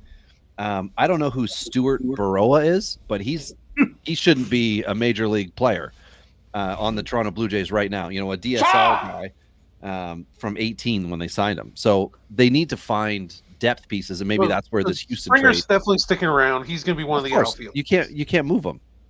That's why he sticks around. I assume Loper Fido will start. Sure. Then it's Varsho versus Clase. Well, you got Schneider as your backup left fielder if you're not giving him second base. You got Horowitz who's waiting for first base, but you got that Vlad guy who's not going to go anywhere. So it's all mucked up. They've done a really good job. He's probably going to Buffalo then. I mean, I don't know. It's what do they want to do? Do they want to try to save outs in center field, or do they want to see somebody hit home runs and sell a few jerseys? I said, calm down and shut the fuck up. What's the problem? Was that Cease? That was not Dylan. No, that was from Punch Drunk Love. That's the rest in peace forever. Philip Seymour Hoffman. I said, calm down and shut the fuck up. What's the problem? That's still Philip, really? Anyway, so I said, calm down and shut that's the fuck thing. up. What's the problem? Ernie Clement's still on this team. There are a lot of guys who should have been out in April who have stuck around. Davis Schneider was never given fair shake. And the odd time they talk about how like a guy's got to earn it in Toronto, that doesn't happen until now. Now they've like moved a few position players out. Something good could come of it. But we got a day left, I guess, of moves. By the way, missing our pal tonight, Britton Allen. Shout out to Britton. Make sure you follow him on Twitter X at Britton Allen, 2 T's, 2 L's. Hope you're doing well, buddy. Hope you're having a fun Monday night. We miss you. We miss you, Tennessee kid.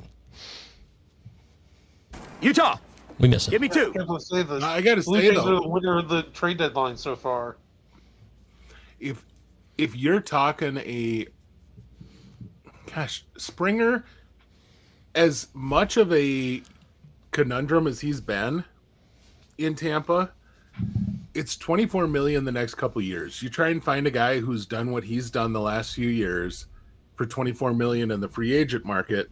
That isn't going to happen. Well, you got to find your partner, right? Your dance partner, Ben, right? I would say if Tampa's willing, or if Toronto is willing to chip in a little on that salary at all, I think they can move him. I'm your huckleberry. But I'll be your huckleberry. It'll be it would take the right team. But man, outfielders on the market they're either wanting crazy returns for guys like Luis Robert, who I really don't think is worth that. Or you're looking at not a whole lot. I mean, Tommy Pham, who I don't know, that's a really nice platoon guy, but maybe not so much a starter that I would want to rely on. Shit. So the one thing that you said there, Ben, was I feel like you said the word creative. If not, that's what's missing with Toronto's GM situation. True. The ability with the deal to get creative. Like, they often will talk about how, money on these guys, like they set aside X amount, because you got Gosman making fat stacks. Vlad's got a year of fat stacks left. Bo's got a year of fat stacks left. You've got Bassett with that year. Who's the other knuckle? There's one more. They were like 120 million with 5 guys, something like that, for next year. It would, Springer, I guess, is one of them, but it would be great to unload some of that, or to say we'll pay X percentage. And again, what do you get back for that money? If you're Toronto, you probably have some sort of math that makes it not make sense. So that's where I think we're going to run into the issue. Is it sounds really good when we're playing what would we do? But the unfortunate thing is, like, they got to go talk to Daddy at Rogers Communication, who own the team, and they're just going to be like, nah, I don't think we're going to pay for you to send them to whomever, for 2 years. Yeah. I'd also not rule out the Blue Jays managing to get off one of these pitching contracts. If they can swing a deal like that, they can get something. Obviously, they're going to eat a lot of the money this year. They do. Yeah. But this is they can probably find like a Mets who missed out on Snell and Crochet, and Senga's not coming back. If they think they got a shot, that they would jump on a Gosman. I would hate it. They wouldn't trade. Toronto wouldn't trade Gosman, though. They already said they're not trading Gosman. Sorry, it was Barrios who I was forgetting, guys. It's Barrios. Thank you. That's also Barrios. a contract you're not moving. So you've got Bassett, the Twins Barrios, go back Gosman, to the Barrios. Well, maybe. Yeah, maybe. But the thing is, this isn't Blue Jays radio, so we are done with the Blue Jays. No more Blue Jays talk. We are moving on that. Also, Mike has to go, so we have to bid adieu to our Baltimore buddy. Yeah, that alliteration works. Mike Virginia, it's been fun today. You've been talking trade deadline all day on Twitter X. You did the show tonight with us. We will miss you. Talking all day tomorrow, too. I'm coming for Buster Olney's job, I got to say. I hacked his Twitter. I was the one that hacked him. You did it? Yeah, that was me. It's a doozy. That was a doozy. Nice job, man. This has been ultra fun. I love talking baseball with you guys. I wish we did this more often. Breaking news. Frankie Montas to the Brewers. Well, there you go. There's their What? picture. In division, this is But in division doesn't mean shit anymore at these trade deadlines. It really doesn't. So it doesn't. Mike, you're leaving. Does that blow your mind? And I told you Frankie Montas was a guy on the show Friday that maybe the Reds would ship out over Nick Martinez. So as long as he doesn't end up on my team, that's all I care about. So he goes to somebody else. Well, you'll see him in the World Series then, my brother. Oh shit, yeah. That'd be fun. Wouldn't that be cool if Joey Ortiz and came out and got revenge on Baltimore for trading him and just annihilated us? That'd be fun. Anyways, I'm out of here. Thank you guys very much. I appreciate you guys so much for talking baseball here. We're up on an hour and a half here, so lot more trades to come. I'm excited to see what happens overnight when I'm asleep and tomorrow. So we'll see where guys like Flaherty and Snell end up. And Robbie, Ben, you guys got a show coming up tomorrow. Is that right? What time is that? Yep. I right now have a list of every single prospect that has been traded since the Arias deal in May. Nice. And we're going to talk about every single. No, we are not going to talk about every single one of them. Wow. But I have been tracking all of them so that we can really kind of highlight who are guys that maybe aren't getting the spotlight because, the Orioles are trading for Sir Anthony Dominguez and trading an actual major leaguer for him instead of one of their many prospects, and that sort of stuff is actually happening a little bit this year. So just want you guys to know, Grant Holmes went 5 innings tonight in his first ever major league start for the Braves. 8 strikeouts, no walks. Well, awesome. I guess rotation. He is one of my favorite stories this year. The guy was a first-round draft pick. All right, Mike, get out of here. Bye. See ya. Bye, Mike. We love you. We're saying bye to Mike. It's been fun. So long. Okay, go ahead. Love you guys. Sorry, bye. Yeah, I would. Go ahead, Ben. A 2014 high school or draft picked out of high school in the first round for the Dodgers, and now he finally made it to the majors and really having a hell of a fun year this year so far. Does he still Grant have Holmes. long hair? Yeah. Oh, yeah. His hair is like, He's gorgeous. It is gorgeous hair. It looks like what Brandon Marsh's beard does, except it actually does dry off every now and then. So, but during the game, it's always soaking wet because the man sweats like none other.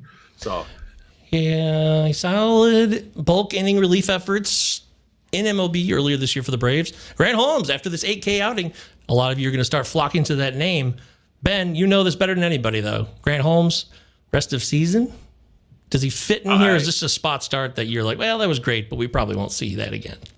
I honestly, one of the things that was brought up is I think he might be your next level Jesse Chavez going forward, which means he gets spot starts and then he's pitching 2 and 3 innings at a time, but he can throw 94, 95 rather than 91.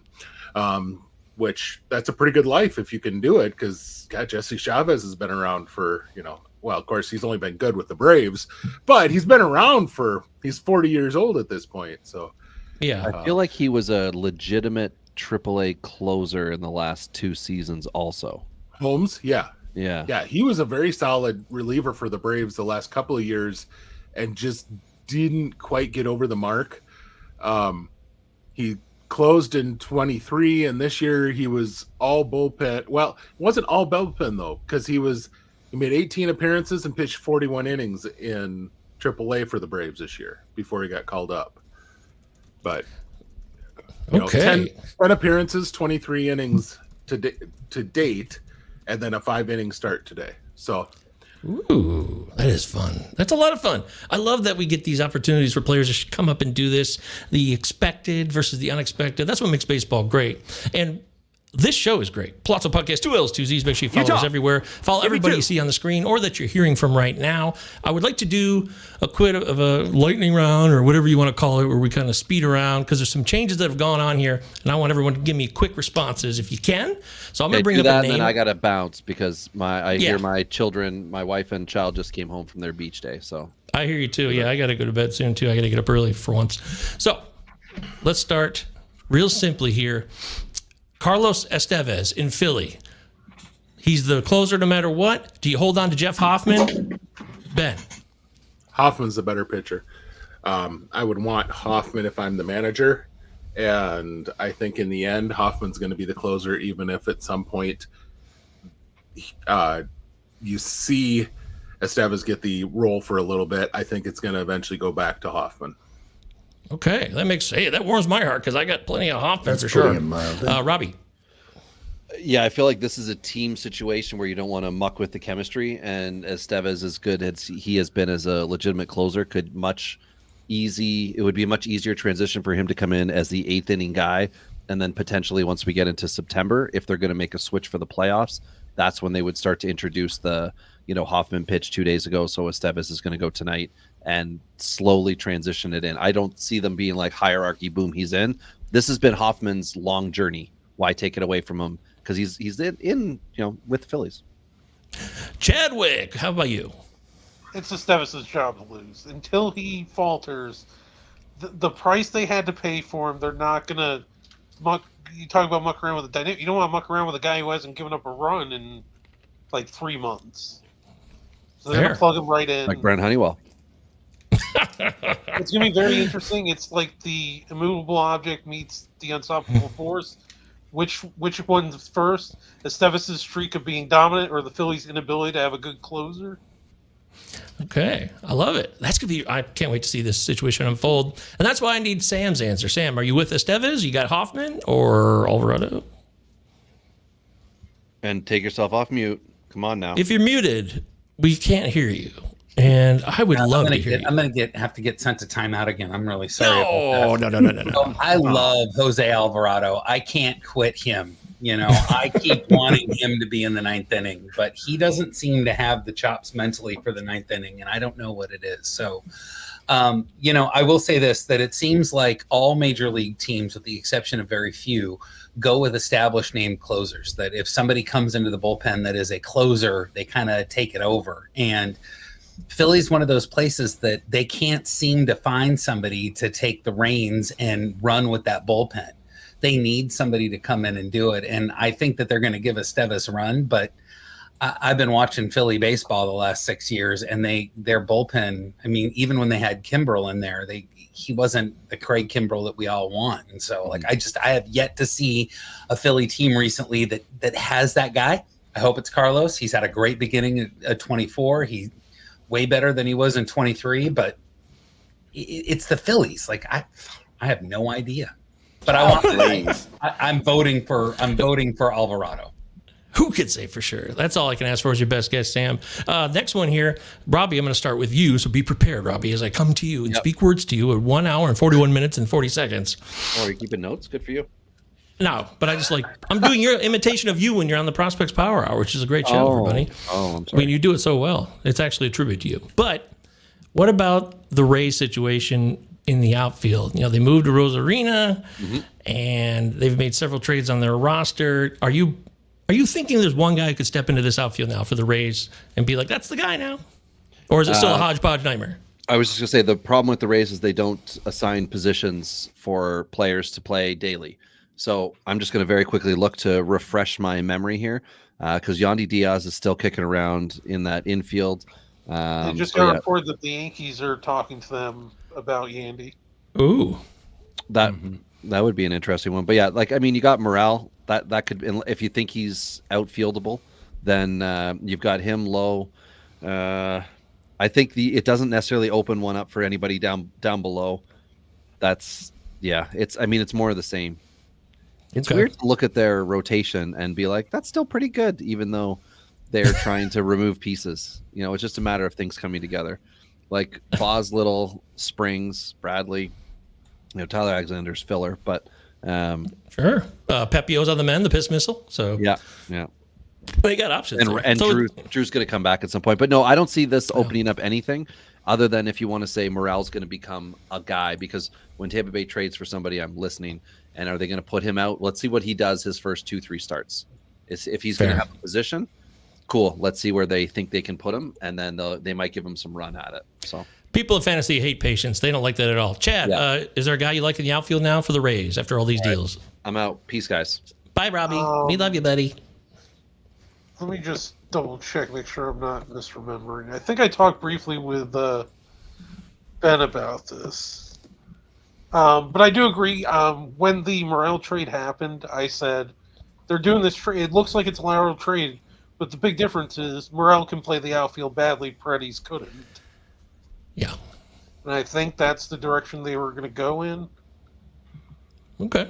But the guy I have my eye on, and Ben disagreed, is Cameron Meisner, who's sitting at AAA right now. Oh, okay. So a minor leaguer. All right. I like that. We're going in a different direction there. What about you, Ben? If you got somebody else in mind? I think you're going to see Morel step into a role that kind of what Ahmed Rosario was doing, playing a little bit of infield, but playing mostly outfield.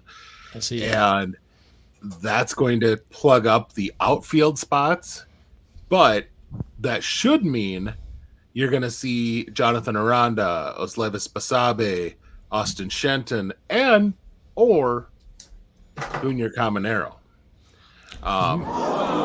Okay. Which I think that the outfield stuff may open up a spot to see one of those infield guys get more run the rest of the year. Oh, man, that sounds exciting. I know Caminero lovers would love to see that happen. Oh, what about yeah. you, Sam? Especially You got when a the dude? infield goes down. Yep. I don't think that they have a dude in the outfield anymore. You know, I was excited to see Johnny DeLuca at the beginning of the season, and he just kind of hasn't done a whole lot. He's been sitting on their bench.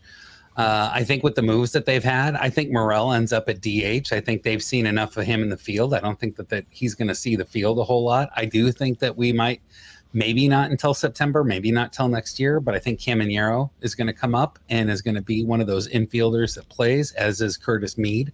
I think he's going to get some run next year. So I don't, you know, they always have somebody.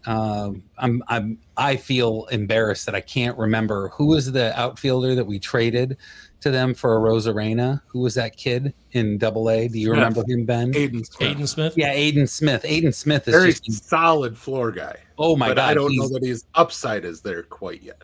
Well, but I would say that Tampa Bay traded for him, so I'm interested in him now. As if I were to think of anybody in that system, he's the one that I'm now interested in looking at. But I don't think you're going to see him until the end of 25. Fantasy owners, I think, will be very interested to see how they handle Chandler Simpson the rest of the year. But I highly doubt he's anything more than a September call-up. But I do believe he actually has to be put on the 40-man this year. So that could be a thing where they get him some run just to see what they have in him. But, I mean, he's just doing what he does. He's playing very good center field, and he's running like a crazy son of a gun. 66 steals on the year and hitting 349. I'm a proud uncle. He's in AA right now. I mean, that's all right. So, I mean, he would need to be plugged up. But for fantasy owners, the big highlight there is you just don't have guys like that are going to rack up stolen bases the way that Simpson does. And if you can get your hands on a guy like that when he comes up who's got sure playing time, you get him. But this is also Tampa. And this is also the current Tampa outfield, which even if he came up, I can't guarantee he's going to play. Okay, that makes sense. Do you think the hype gets more out of control than this year's Victor Scott hype was going into next year?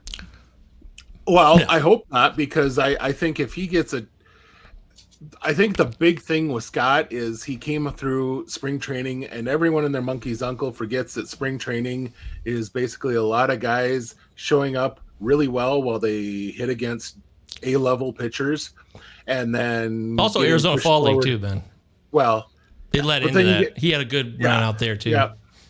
But I mean, you get pushed forward into a job where maybe you're proving it with competition that, let's be honest, Arizona Fall League had maybe 3 or 4 guys that you might consider future all-star level pitchers in the majors, whereas hitter-wise, significantly more. That's just the typical AFL. And, that he did well in the AFL. I mean, frankly, if he's done well in high minors, he should do well in the AFL. But then he got to spring training. He did really well in spring training. But if you looked at his Baseball Reference does a really nice job with their quality of competition on their spring training stats. It's like I can't even think of the number that they have, but it's essentially, it says, are you facing against all major league players? Are you facing against AA players? Are you facing against A-ball players? And it gives you like a ranking score based on who your competition is during spring training. And his showed that he was kind of playing against a lot of guys who were A-ball, AA guys. And that's what he was showing out against in spring, which pushed him forward. And I kind of thought, man, there's going to be a correction period. And unfortunately, it didn't happen until he got into the majors and fell on his face. Oh, man. We're on fire here tonight. Pallazzo Podcast, 2 L's, 2 Z's. Utah. Follow Ben on Twitter X at Big Gentle Ben. Turn on Frankie Montas. It's Joey Weimer and Jacob Junis for Montas. Well, that's honestly kind of a good deal for the Brewers because I don't know where either one of those guys has a future with the team. Good roster clearing on their part. Roster clearing. What a fun time. What a highlight of being a GM in Major League Baseball. Roster clearances. Junis plugs in I don't know. the Montas role? No, I don't. I think now with Milwaukee's situation, it actually makes a little bit more sense to me now. Because they like Colin Ray. I think it's also, he's been surprisingly much better than I expected him to be this year. Maybe they make one more move when you got Tobias Myers mixed in with I was just going to say, Peralta. but they just opened up a 40-man spot. Maybe they go take, I made the comment about maybe a Snell type of guy. Maybe they go take that big plunge. Yeah. They're clearing up a little roster spot and might take a big jump. Who knows? Yeah. Oh, Ewee loves that clay-colored Mariners hat. That is fire, Sam, and you are fired too. Govier's on the clock in the NCAA draft. Thank you, Jimmy. I joined Jay from our Discord, of course, of Out of Rhythm Sports. Follow their YouTube channel. He started up a college football dynasty. So it's college football only, and it's the first time I'm actually doing this. I've always loved college football, and I like fantasy football, so I'm putting the two together. And it actually makes sense that this is probably the next frontier of fantasy sports that will get a lot more popular, kind of like Dynasty Baseball has become. I really do see that happening because it already was, Ben, right? I mean, NCAA football was already a professional sport, just not in name, really. So I think I think that's NIL the future, has definitely done that. NIL has changed everything. But although I will say, one thing for us to think about here as we saw a whole bunch of guys that didn't go through with the draft this year, including the top high school pitcher in the draft pool. William Schmidt pulled out the day of. Go to LSU. They have just come forth. They haven't put out all of the details on the settlement yet, but baseball will be adding significant scholarships going forward. It used to be that your baseball team had to split 11 scholarships among 30 players, and that made it kind of difficult to give anybody truly a full ride. That's not going to be the truth anymore. Now they're going to actually have the opportunity anyway to offer a lot more scholarships. I think it will be very interesting to see how that affects high school players that are going into the draft. If anybody really is going to want to sign after the second day anymore, because there's going to be more money available in college. And there's, free education. Giving Stanford more scholarship is not good for Stanford, nobody gets committed to Stanford and actually signs. So that's a school that has a bad reputation, but it has a reputation that if they've got a guy committed, he's not going to be an easy sign. And but I think you're going to see a lot more interesting discussions there now because of that. But it's because the NCAA doesn't want to deal with the NIL money, that they're offering more scholarships. So they don't want to directly pay the athletes, so they're offering more scholarships to more athletes, and that's how they're making this work. So, that makes sense. That makes a lot of sense. A little more parity too. Yeah. You're going to have some schools that aren't going to offer a guy a scholarship because they're so top heavy, whereas another school in the conference doesn't have that kind of depth, will offer the scholarship, and that could sway. It could. The question I would have is, I don't know. It's going to really do some interesting things. My question is going to be how you see this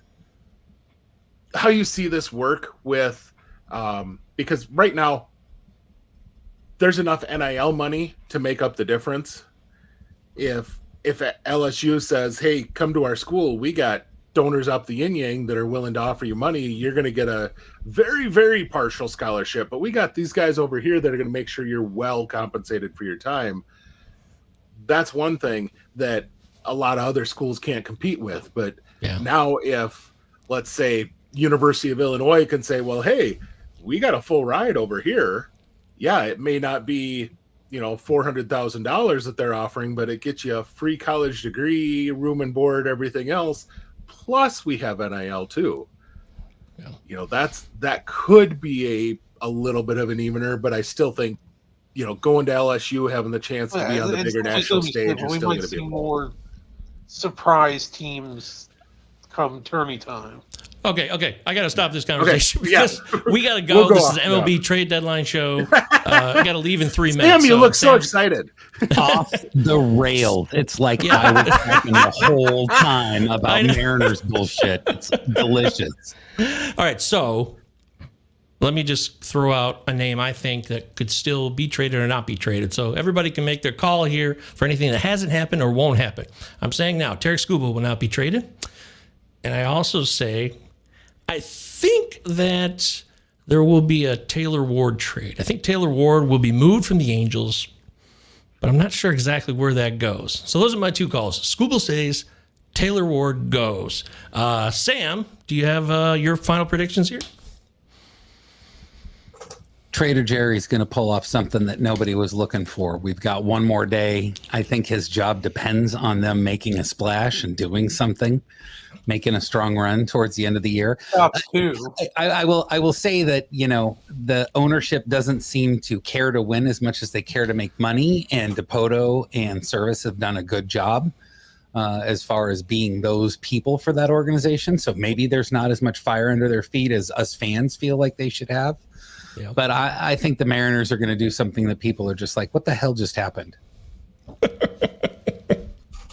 I have no idea. I don't have a name. I'm not, because I didn't think that we were going to get Randy. I thought that they wouldn't go for somebody who's going to actually cost money the next couple of years. I thought that they'd do the traditional Jerry thing and be cheap, and I don't think that's the case. Very exciting, right? Ben, what about you? Any call outs here? I got maybe, I guess if you want to say 2 calls, my one call is going to disappoint you. I believe that Edouard Julian is going to be gone as of the end of the day tomorrow. He is going to be traded away to someone who can use him, because Brooks Lee has shown up very, very well. Jose Miranda is back. There's just really nowhere for Julian. Wow. But my big call is that as of August 1st, we are going to be looking at one of, if not both, Luis Robert and Garrett Crochet on the White Sox. Like, they will not move. One or both are not going to move. Okay. Hell yeah. I love that. I love that so much. Chad, how about you, bud? What are your final calls here? So I don't have a call per se, but I do have a question. If in fact Will Smith makes it through the trade deadline still on the Royals, does that make them the World Series champions by default? I would say yes, obviously. That's a done deal, isn't it? Somebody got a magic 8-ball.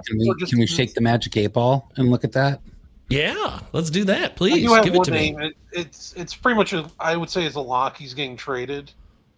But I'm very interested to see where he lands, because there's massive fantasy ramifications, because he's like the best utility option in fantasy this year.